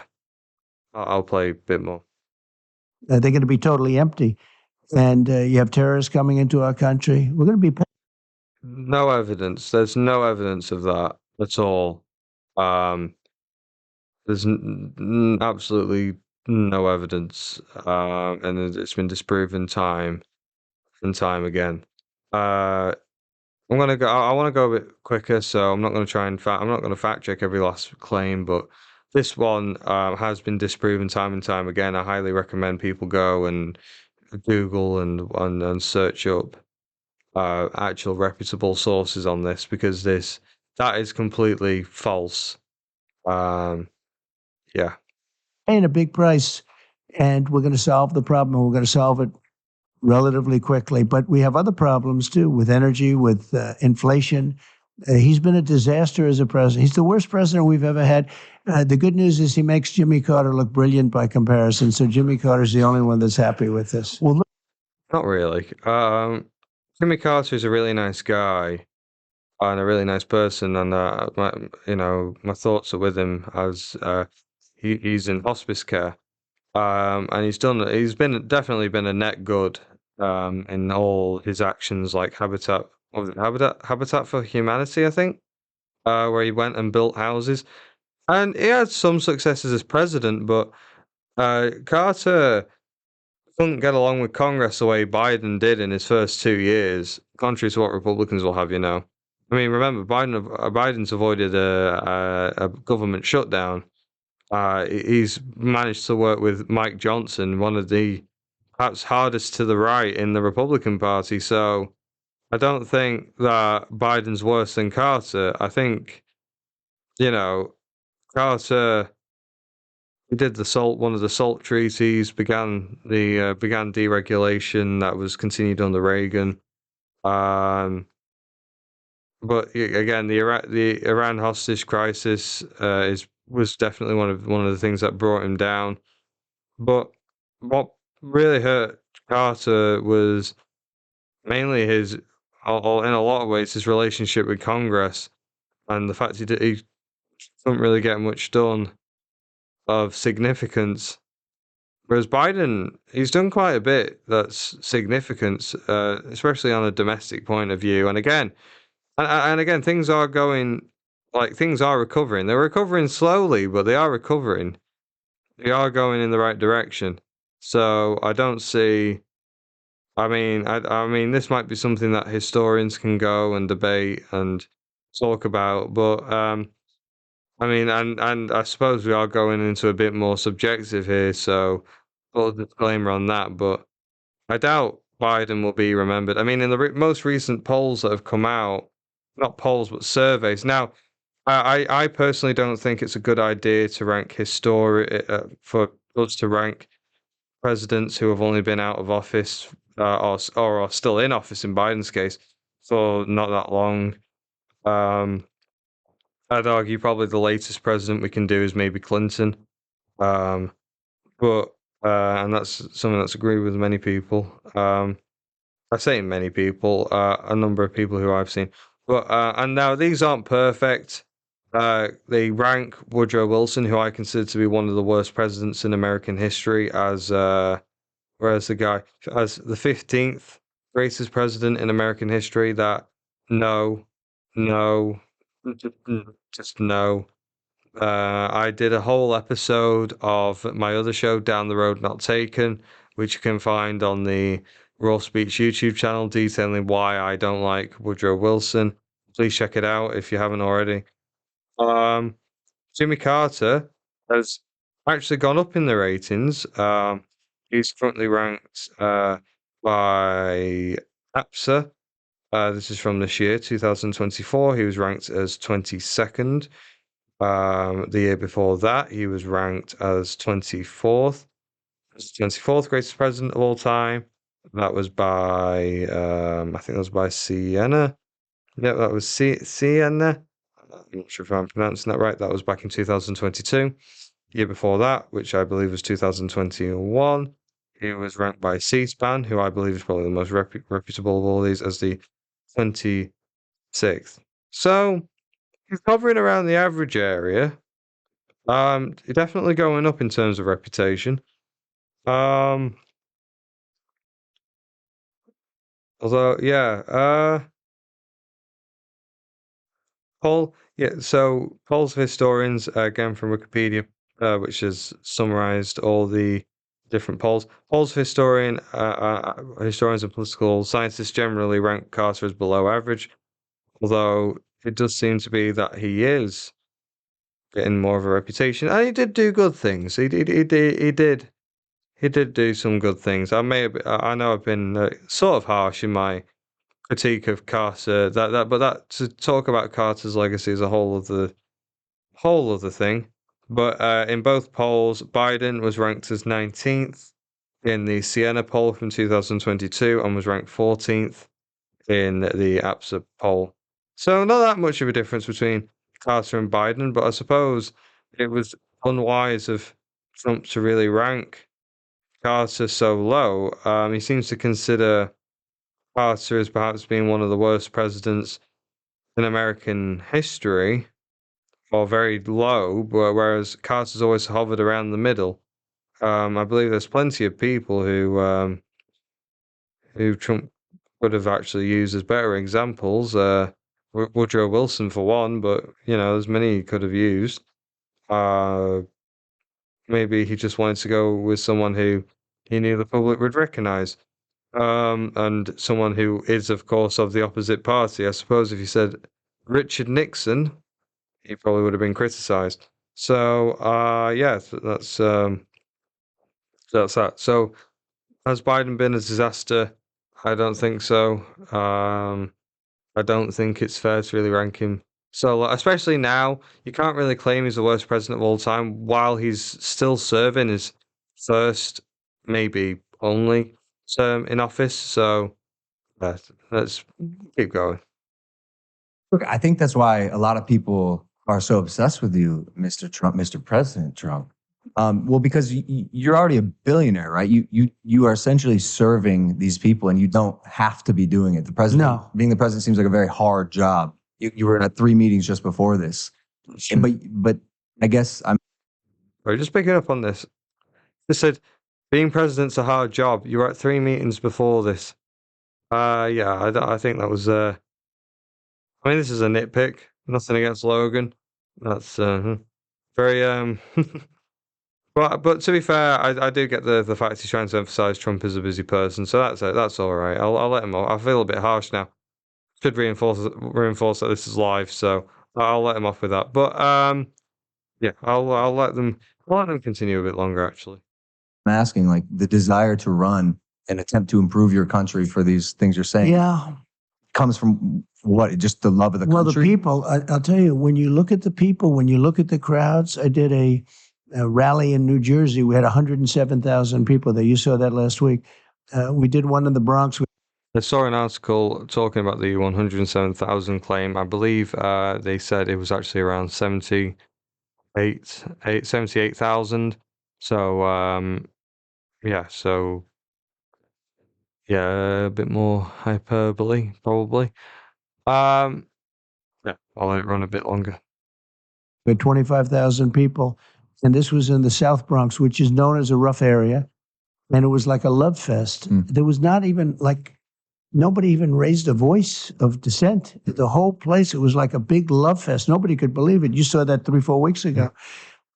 There's tremendous. Our country has tremendous potential, but it's going down the tubes very, very rapidly. Nobody has ever seen anything like it. The way it's being run, it's so bad. And we can change it. We can change it quickly. We have a debate coming up. That'll be interesting. June 27th. So before they go into the debate, Trump mentioned that he had a rally in the Bronx, which is an area of New York City. So it's a very violent area, maybe back in the 80s and 90s. I think it has sort of began to improve. So, but there's an article here from MSNBC, which does lean to the left. So I will just say that. The presumptive GOP nominee claimed that more people attended his NYC rally than could fit into Madison Square Gardens. I don't see. Trump's campaign held the turnout at the event, estimating that 25,000 had been there. Pro-Trump figures also ran with the number. Multiple mainstream outlets. Contrary to the claim that 25,000 people showed up to the rally, a zoomed-out view of the event showed a much smaller crowd in attendance.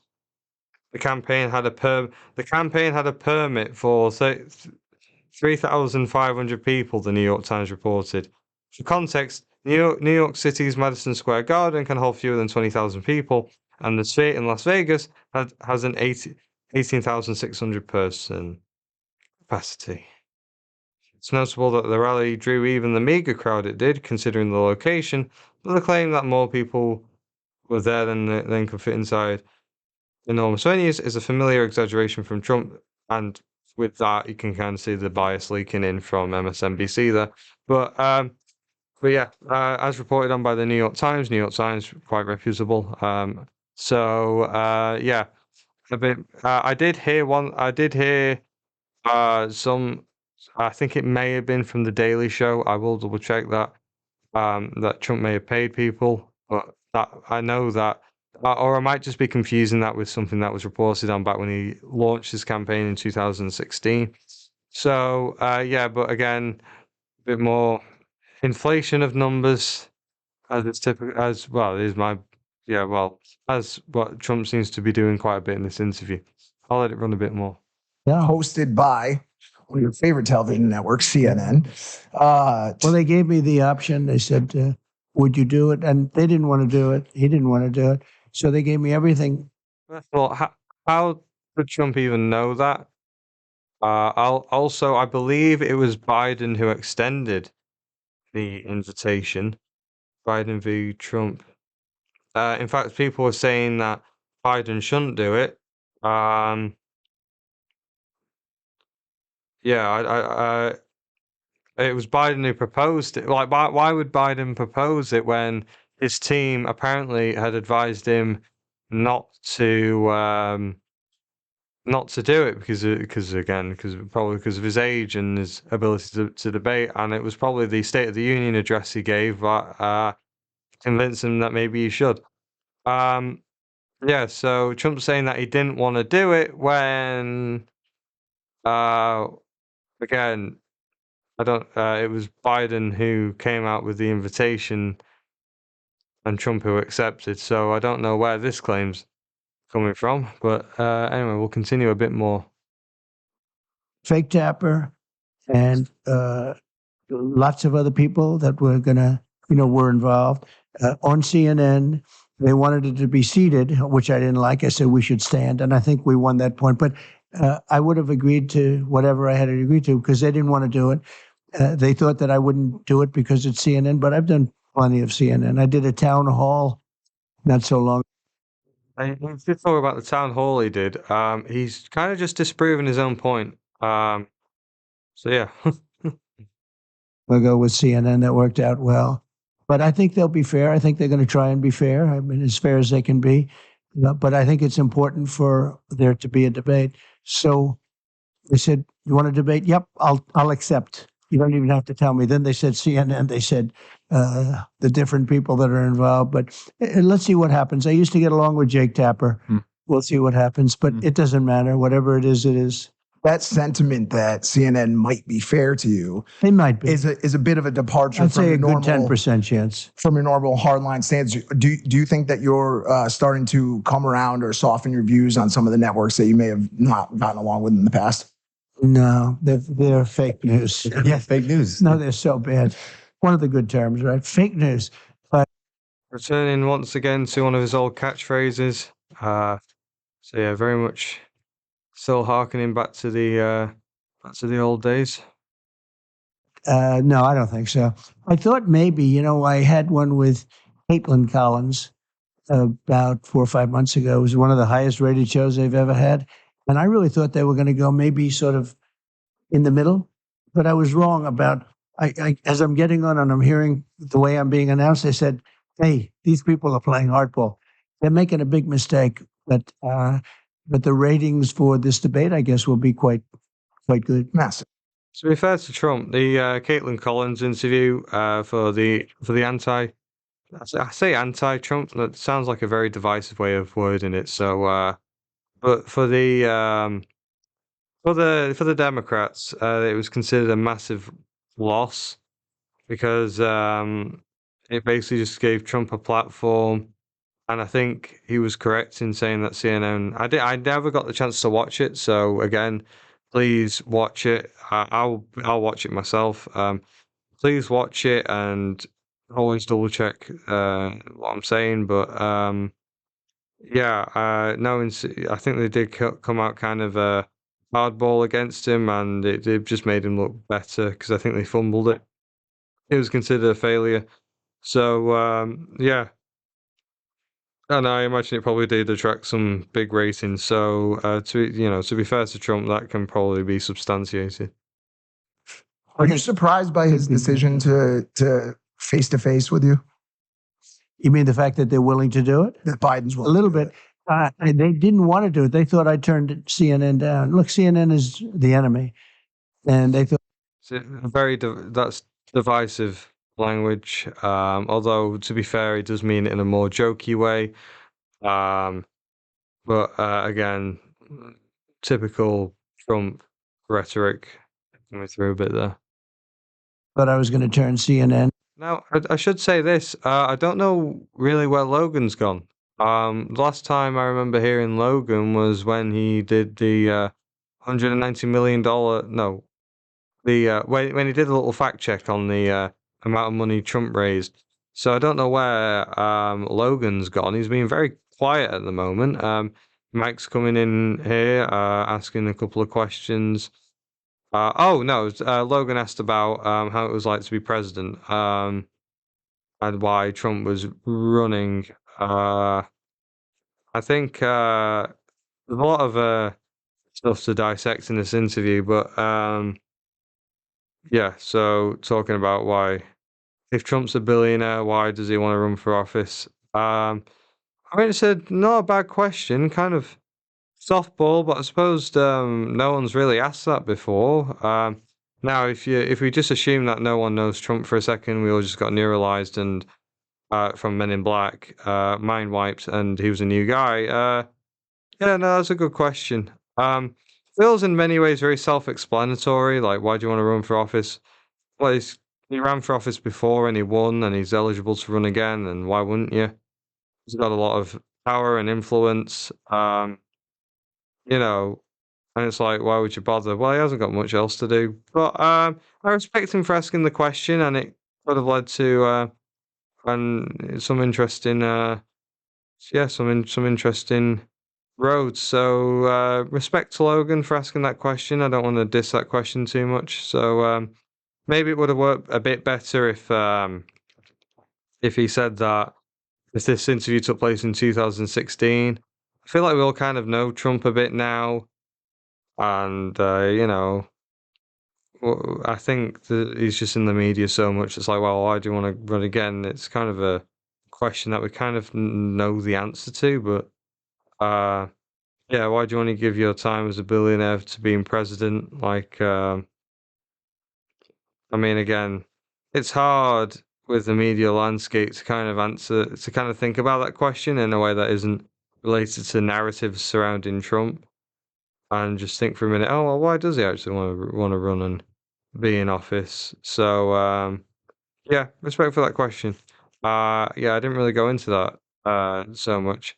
Has Again, I've watched this before, but has it got to the bit where he said, "Why would you want to give time to a country that's quote unquote uh, what people I forgot the wording of it, but that people believe was corrupt." Yeah, the wording of that question. Yeah, I was trying to think. I mean, to be fair, they did say what other people said. They distanced themselves from the claim. So, not too much to say about that. I suppose there's one way of kind of fishing, getting more of Trump's opinion. So, not much to say on those details that pops up. I don't think I commented on them, but we'll keep going. And Tapper is, one of the guys that, I mean, when I'm making a speech, so they're waiting for the nomination for months and months. I got it in the quickest fashion. Nobody's ever gotten a nomination so quickly. And I'm making my nomination speech and they refuse to put it. They're covering it for months and months. Now I'm actually making my speech. I mean, this is the big night. I won the nomination and they refuse to put it on. These are people that don't like Trump. All right. Well, let's double check that claim. Yeah. Did CNN cover Trump's nominee speech? Oh, broadcast networks did not carry it. This is by the AP, so Associated Press. Both CNN and MSNBC immediately told viewers that some of what Trump was immediately told viewers that some of what Trump had said was misleading or flat out false, whereas Fox News and Newsmax, more popular with Trump fans, carried the speech in full. Oh, sorry, that's aftermath of Trump's conviction, not the nominee speech. Unless he's referring. Sorry, I must have missed this. Unless he's referring to the conviction. No, he was referring to the nominee speech. There is evidence here that CNN did, and MSNBC or broadcast networks did not carry it. But I'm not sure if that includes CNN and MSNBC. I don't imagine that.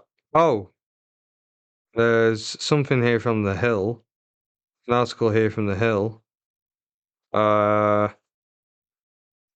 MSNBC put away from fact check Trump's victory speech.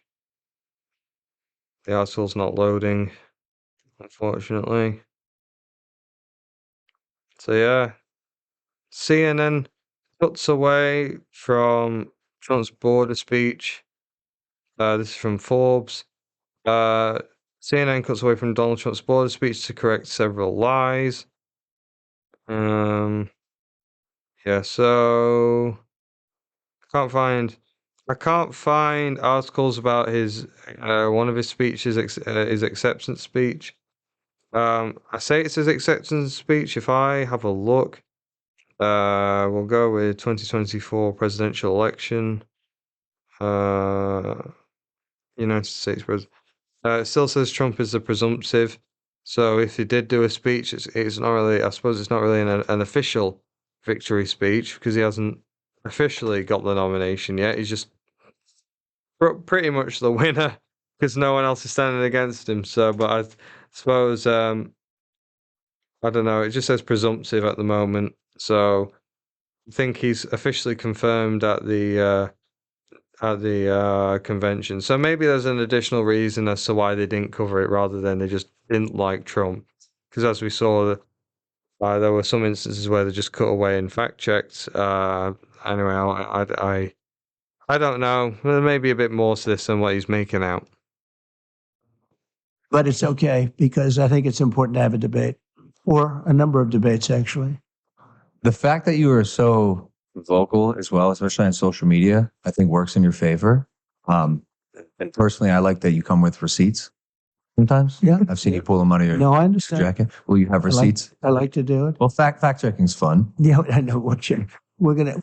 That's an interesting little comment there. Can't tell if that was Mike or Logan who said that, but that was an interesting comment. Fact checking is fun. Trump has been very much, and that comment on the receipts as well. Very just interesting comments, given Trump's track record with fact checkers and into disputes with the media, because a lot of what he said has been false, and it's been proven to be false. So let's keep going. We're going to check a lot of things. It's going to be an interesting. You will be watching, right? I'll be watching. yeah. We just don't want to schedule it around one of your fights. Please because don't. Please You don't. do pretty well. Thanks. I'll be watching. Yeah, I always see you at So UFC. do you have? By the way, do you ever fight your brother? So now they're going into UFC and the and wrestling. So I'll probably be a bit quieter during this bit. Yeah. That's a the little question. you want to know something? I want to know. Okay, Yeah, all right. because you are both good. Do you ever fight him? Thank you. I not in real life. You no. practiced a little bit. Never. With him, right? We've never even sparred. Really. We don't know. I think Did you beat him up your whole life? I growing didn't. up? I punched him in the face once because he took my glasses. But I was willing to step in for Mike Tyson when Tyson got sick and had to postpone his fight, and we actually like ran it up the chain at Netflix. It's hard for brothers to fight, though. I think it's hard. Not on I've seen it Netflix over for the a years, big you know. old bag. Like Yeah, figure there it have out been once and some, for though. all. I think it's. You don't think so? You love your brother. Well, me and Jake decided that obviously, like, we both come from a place of love, and whatever the outcome would be, we'd have to be okay with it. But obviously, I love my no, brother. but the shots to the face and Just one time though, for Yeah. for the rest of history, you know, Yeah. that night goes down forever. The Klitschko brothers never did it. no, they never did it, and they were both good, and they. Yeah. So it feels a bit like Trump finally kind of was getting just the man behind the character for a bit, and having something that he actually genuinely cares about. And he does seem to be very passionate about wrestling, from what I can tell from this interview. And it doesn't just seem to be an act he's putting on. He seems to like genuinely care. So he seems a bit more laid back. He seems to have some good interactions with Logan. Especially when he seems to have a sort of admiration for Jake Paul. I'm not sure if that's maybe because of Jake Paul's supposed endorsement of Trump, but this part's all right. It's they seem to they have a nice chat on wrestling. So I'll play some more of it for you. Never did it. They were very good, but in fact, nobody really figured out maybe who was better. They had some good fights. They were tough, right? Yeah. Well, Jake's tough and he's good, but I'm He's- one to know He's that. very good, and you're very So, good. Thanks. He had a street fight this past week against somebody from a squad you may know as Oh, tell me. from the Nelk Boys. Oh, right. Yeah, When you well- said you had it out with them. An actual street fight. No, but friendly one or an unfriendly one? It was pretty unfriendly. Yeah, it's not friendly. I would call it a waiver fight. I They had have a great following, though. They're nice guys. We love them. They have such a. You do. Oh, Good, I'm yeah. glad because I'm getting myself into a position here. They really are. They did. Dana White, who's fantastic. For sure. He said, "Would you do the Nelk Boys?" I didn't know. There you go, Dana White. Dana White endorsed Trump in 2016 and has been a big supporter of his ever since. He's the chairman and CEO of the UFC. Who they were. I did it, and they have a tremendous audience, which you can tell Ferocious. Yeah. right away. I did Dr. Phil the other day. Saw it. Yeah, he was Amazing. great. We love the Nelk Boys. So I haven't seen the Dr. Phil thing that they refer to. Dr. Phil, I'm not. For those of you, I'm guessing a lot of you may know him from memes and just pop culture. So, but Dr. Phil, yeah, he's the guy who does the show with all the where people come on and they talk about their problems live, and sometimes they refer to the show, and sometimes there's a bit of drama, and it's. I mean, I haven't seen it myself, but you know, if you saw a picture of Dr. Phil, you know who he is. Um, yeah, Dr. Phil. He's just done an interview with Trump. Shortly before actually, from the sound of it, from when this was published, it was published a day before the Impulsive interview. I don't know. So I don't know where Dr. Phil's political leanings are. Um, uh, uh, yeah, I don't know where. I saw there was one out of context clip of Dr. Phil featured on the Daily Show about him talking about the southern border. Um, but so I don't know exactly where his politics lie. I don't know if he has made an endorsement. Has Dr. Phil endorsed Trump?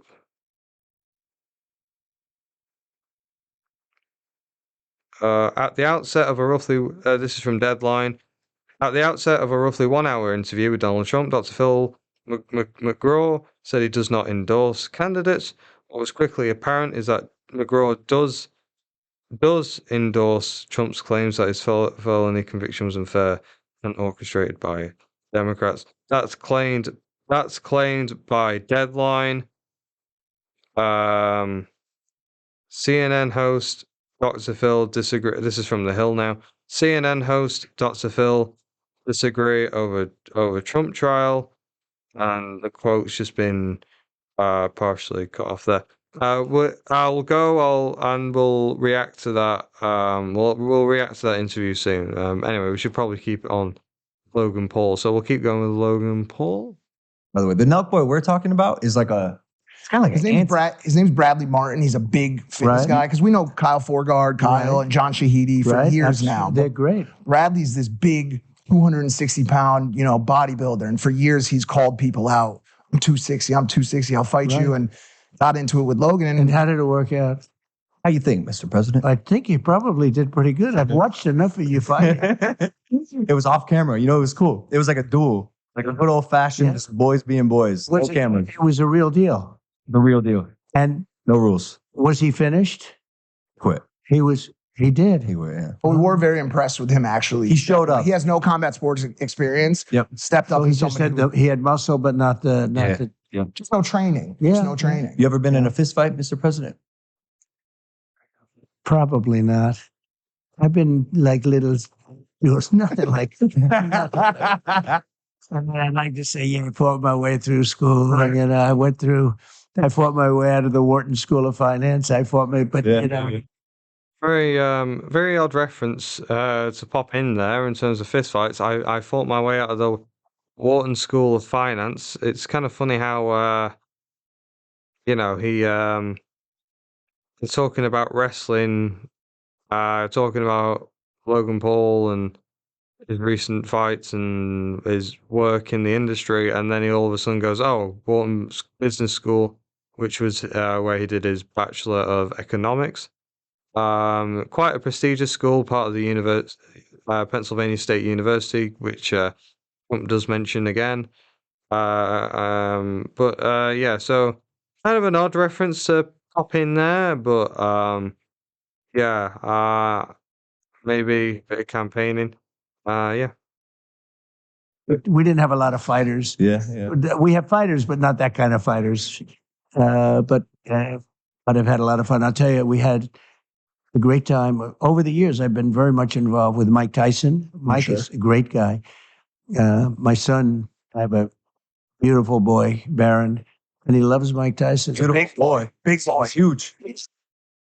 I will say this is kind of wholesome in a way to see them just talking, and I know also, this is more of a podcast. It's not really a strict interview, so I suppose it's good because it gives you another side of Trump that we don't really see. And he's about to talk about his son a bit, and it's kind of nice to see. You can kind of see where the President Trump begins and where the old man begins, if that makes sense. You know, he peddles all the conspiracy theories and the questionable numbers.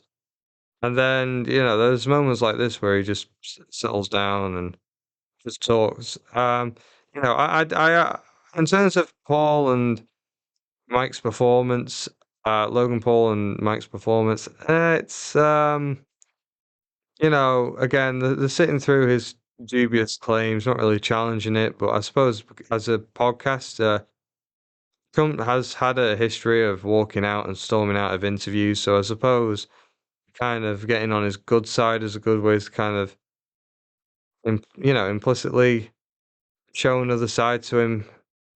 So yeah, there seems to be having some good interactions and changes. I've never really seen much of Impulsive before. I've never seen an episode before, so yeah, it's an interesting approach. Not going really too hardball. Yes, but again, with Trump, he's kind of fickle, and it's, you know, so yeah, very interesting approach. Big boy, He's like 6'9". 6'9". 6'9". Oh, my yeah. PDF's at 6'7". And I couldn't get him to play basketball. He plays soccer. He's a good athlete too. Good student, Big good boy athlete. for soccer. But he's 6'9". It's insane. Good looking guy, but he is a tall one. There's Yeah. no question. I say, Baron, I don't want to take a picture next to you. It's Neither do we. crazy. We ought to make him a fighter, maybe. No, I don't want. Guys, it's 2024. We want to spend less and save more. That's just a fact. How? How are we supposed to save when we're paying inflated prices for everyday essentials like gas and gas? So this is a sponsorship part on behalf of Logan Paul. You may just kind of heard the audio level fluctuate a tiny bit. I wasn't sure whether to include it or not, but something that he does bring up is he specifically mentions inflation, and I'm not sure if that's supposed to be like a dig at Biden or commentary on the political situation. So, but again, I'll leave that a bit open to interpretation. I won't play the sponsorship. I'll just kind of leave it on a tiny bit in the background. If you had the level change a tiny bit, just experimenting with the different levels. So yeah, I'm just gonna pop this on low in the background as it plays out, so I can track it, and then we'll keep going. So Purchases out of your budget. But now, thanks to my 2024 money back Yeah. hack, you can get cash back. by the from way, them. nothing that Paul endorses. If you hear it, we are not sponsored. So You get cash back we from do those not, purchase on you know, a secret weapon to um, track with my savings yeah. goals. but To get started, download the Upside app. It's free. yeah. So Promo code Impulsive. so far, Sends back on every some nice $50 exchanges. Gas. Next, claim an offer. Um, Buying on Upside. yeah, as usual, however you maybe or debit they could have asked in some more in the app and get interesting questions. credit card rewards. Again, I'm not really expecting them to challenge him. The fact that they aren't challenging him so much, that would be a bias in Trump's favor, maybe. They know that your Again, you know, in terms of partiality, there's indications of a sort of pro-Trump, like a maybe a sort of pro-Trump slant, but again, yeah, 5 cents back every they single haven't really gone and challenged him too much, but I suppose it's not really their job. They're not journalists, they are podcasters. I like it. I really enjoy it. Oh, I think and we're back. and he's been generous to me. He's made a great statement about me the other day. I saw that. That was a nice statement. Well, because but you've I- had his back for. Well, since- I did, Yeah. and rightfully. Then they're talking about Dana White. I think, you know, the expression "everybody's replaceable." I'm not sure anybody could do the job he does. Is unbelievable. Yeah. He gets I met Khabib, who's So 29-0, and his father died, and he just said, "That's it for me." And his father was great at what he did, and probably he never lost even a round. I think he 29-0. They say he never lost a round, and I thought he was great. And we got to speak. He was just about my favorite guy, and really talented. The Strickland was fantastic the other night. I thought he was great striker. he was Everyone wants to come out of the cage and meet you after they. Strickland has also endorsed Trump. That's important to know. So very much, he's bringing up names who support him. Again, sort of cherry picking in a way, in terms of his support. Logan's kind of taking part in this, saying, "Oh, everyone is supporting you," when in reality it's been very,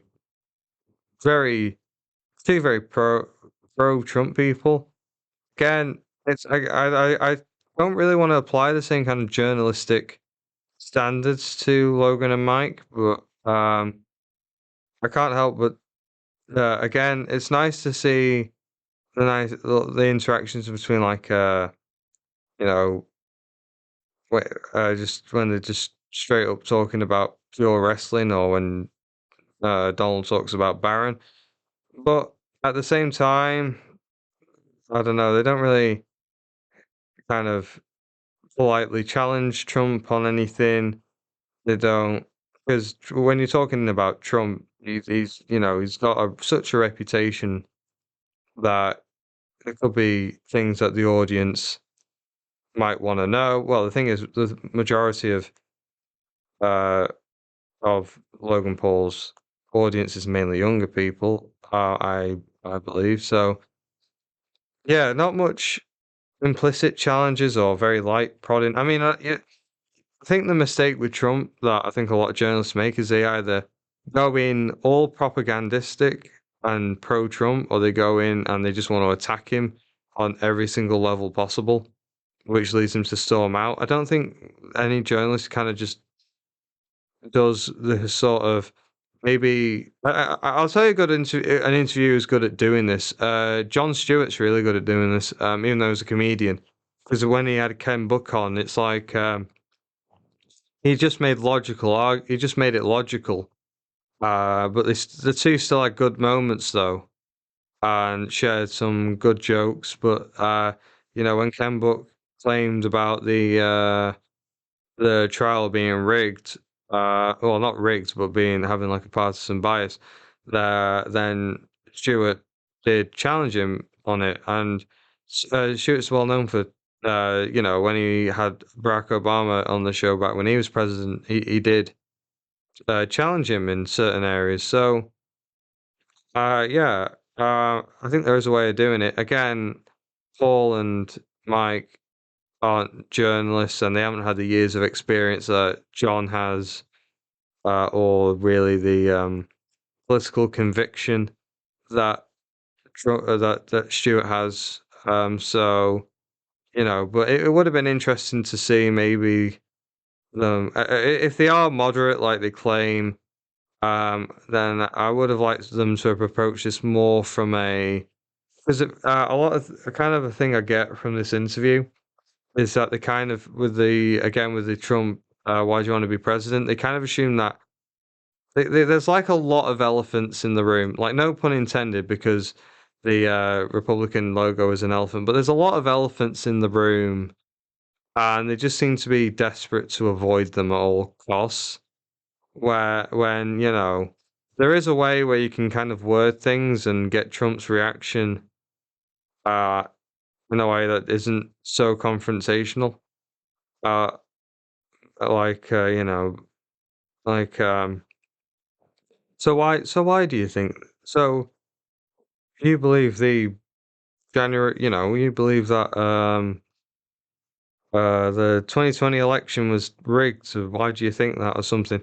Yeah, but in a very polite way. There's a way of conducting it. But again, the pretend.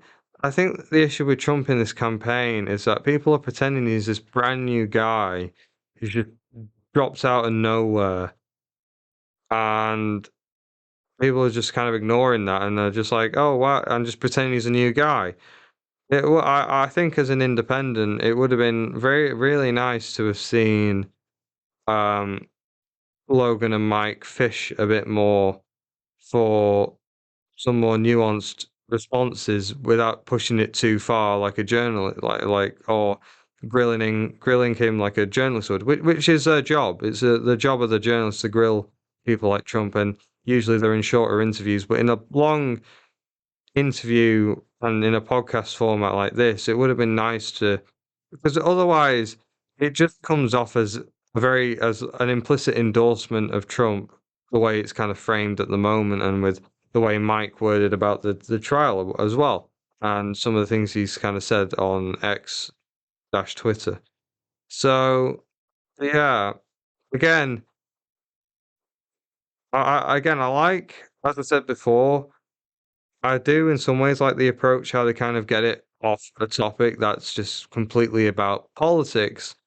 At the same time, again, they kind of just fall into Trump's little pitch, like they fall into Trump's little traps, like Dana White and Strickland, who are again, and his claims about the attorneys before who wrote about the trial. It's like there's details that they're missing out that that they're not picking up on, or maybe they do pick up on it.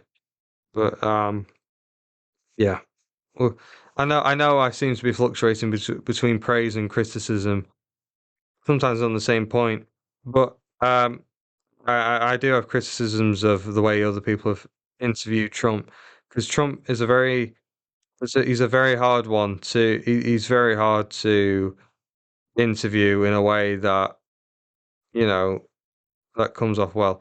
But again, I think Jon Stewart would have managed it. And again, I still have praise for some of the some of the questions they've asked, and some of the fact checks that they have done, even if it is limited. So we'll see what more of the interview there is. Um, Time is running on, currently on the 2 hour and 11 minute mark, nearly to the 2 hours 12 minute mark. So my throat is hurting, so this might have to be a two-parter. Or maybe even three-parter, and we'll have to come back for part two, maybe with guests, and I'll give a quick summary of what we've talked about today. But we'll go for, I think, maybe the rest of this segment, and we'll just see where we end up. We'll see where we end up. They when do. I'm very honored by it. Every time they win, they jump out. Yeah. They jump out of that cage like it's nothing. I don't know, it's pretty high, but they have no problem. When you enter the arena, there's an eruption of cheers. Yeah. But I remember, because I've been going to UFC for a while, like it wasn't always like that. There was a very clear like shift in the perception of you. Do you feel like you feel that now more than ever? That's an interesting claim by Logan. I don't know how to really substantiate that. Yeah, just an interesting claim, but it's ways that kind of this is worded, like, oh, you weren't popular before, but now you're really popular. It's the way that's worded that just kind of makes it seem more of like an implicit endorsement. Again, open to interpretation. This part is subjective, so yeah, I'll see what you think. I don't know. I've done it in Vegas, Miami. I do it with them, with Dana. Dana wants me to do that, and I do it. And it is an eruption. He said like he's never heard before. They actually stopped a fight. One of the fighters were walking out, and there's a fight going on, and these guys are really going at it. And they heard this crazy sound, and they stopped the fight. They both stopped fighting. They're looking over what happened. They probably thought bad things were happening to the arena. But no, it's been great, and he is just somebody you have to really respect. I imagine you guys do, but he gets these fighters from all over the world, and they are some really talented people. And I have respect for fighters. When you can take 200 shots to the face and then look forward to the second round. Yes. It's interesting. A lot of wrestlers want to do the UFC thing, but they can't take the shots because they're wrestlers. I've been with a lot of them, and because at the White House we honor the national champion wrestlers and tennis players and sort of everything. We have these. But speaking seems like a very nostalgic little mention of the White House there. Just, but I mean, I suppose if you were president, you would talk about that. Not much to talk about here. Just talking about wrestling and part UFC again. Seems like Trump does have a passion for it. So, again, it's interesting to see a different side rather than him being all Trump is the savior of the US or Trump's the devil. It's just nice to see just an actual human for a bit. That's kind of what I'm getting at with when I kind of praise him for that. Again, I do wish that I mean it is an hour-long interview. I do wish there were more moments of maybe being pushing a bit more in the direction of, well, can you address these little elephants in the room? But anyway, I'll let him keep going. The wrestlers, some of them, there's somebody named Bo Nickel who I think is going to be great. He's a fighter. Fantastic. He was a All-American, I think probably 4 years. I'm not even sure ever. He went to Penn State, and he's phenomenal as a fighter, and you'll be watching him. But he doesn't mind. If he gets hit, he doesn't mind. Some people don't want that. Speaking of conflict and fighting, since you left office, the number of global conflicts has skyrocketed. And I know it's Khabib terrible. talked to you about it quickly when you spoke with him. I think 2 weeks ago about President Biden authorized the use of American weapons in Russia, which has now led to a fleet of Russian warships coming towards Cuba this week. What are your Right. Well, a bit of again, I'll have to fact check that. Russian battleships, Cuba. Russian warship, Cuba. They've just left Cuba. That's only happened in the past 2 days, though. So this did not happen while this podcast was being recorded. Interesting. If I can get a report from the Associated Press, let's see what happened. Because the way Mike words it, it's like this thing happened, then this thing happened, which is I think it's the slippery slope fallacy. I think I'll go with slippery slope fallacy again. I will correct that if wrong. Again, this is what makes me think that Mike very much is implicitly endorsing Trump. Again, this is speculation. I'm just talking about how it comes across. I'm not saying that he is or is not that he is or he is not supporting Trump. I'm just saying this is how it comes across to a viewer. So a fleet of Russian warships, including a nuclear-powered submarine, left Havana's port on Monday. Does it? I'm not sure. Officials with the Biden administration said last week that they were monitoring vessels and confirmed they did not pose a threat to the region or indicate a transfer of missiles. Doesn't go into reasons why that's happened. Yeah, it's kind of a this happened and this happened. It is a fallacy. Potentially because I'm not sure there may be other reasons for why that's there, although it is close to the USA. So I should reword that. It could be a fallacy, it might not be, but the way he words it seems critically. This is from the BBC, quoting the Pentagon. We of course take it seriously in regards to the Russian warships, but these exercises don't pose a threat to the United States. The visit of the vessels, which include a nuclear power, this is from the BBC.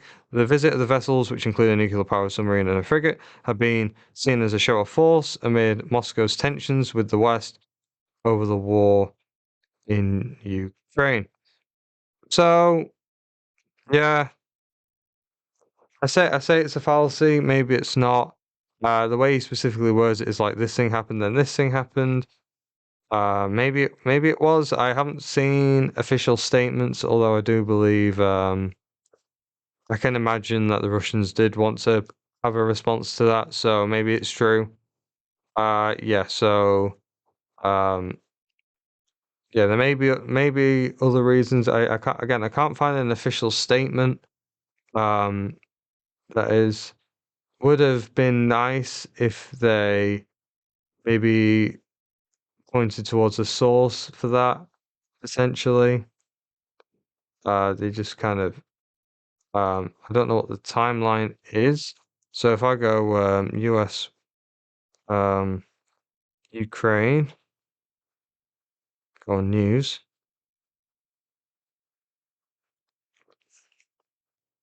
And,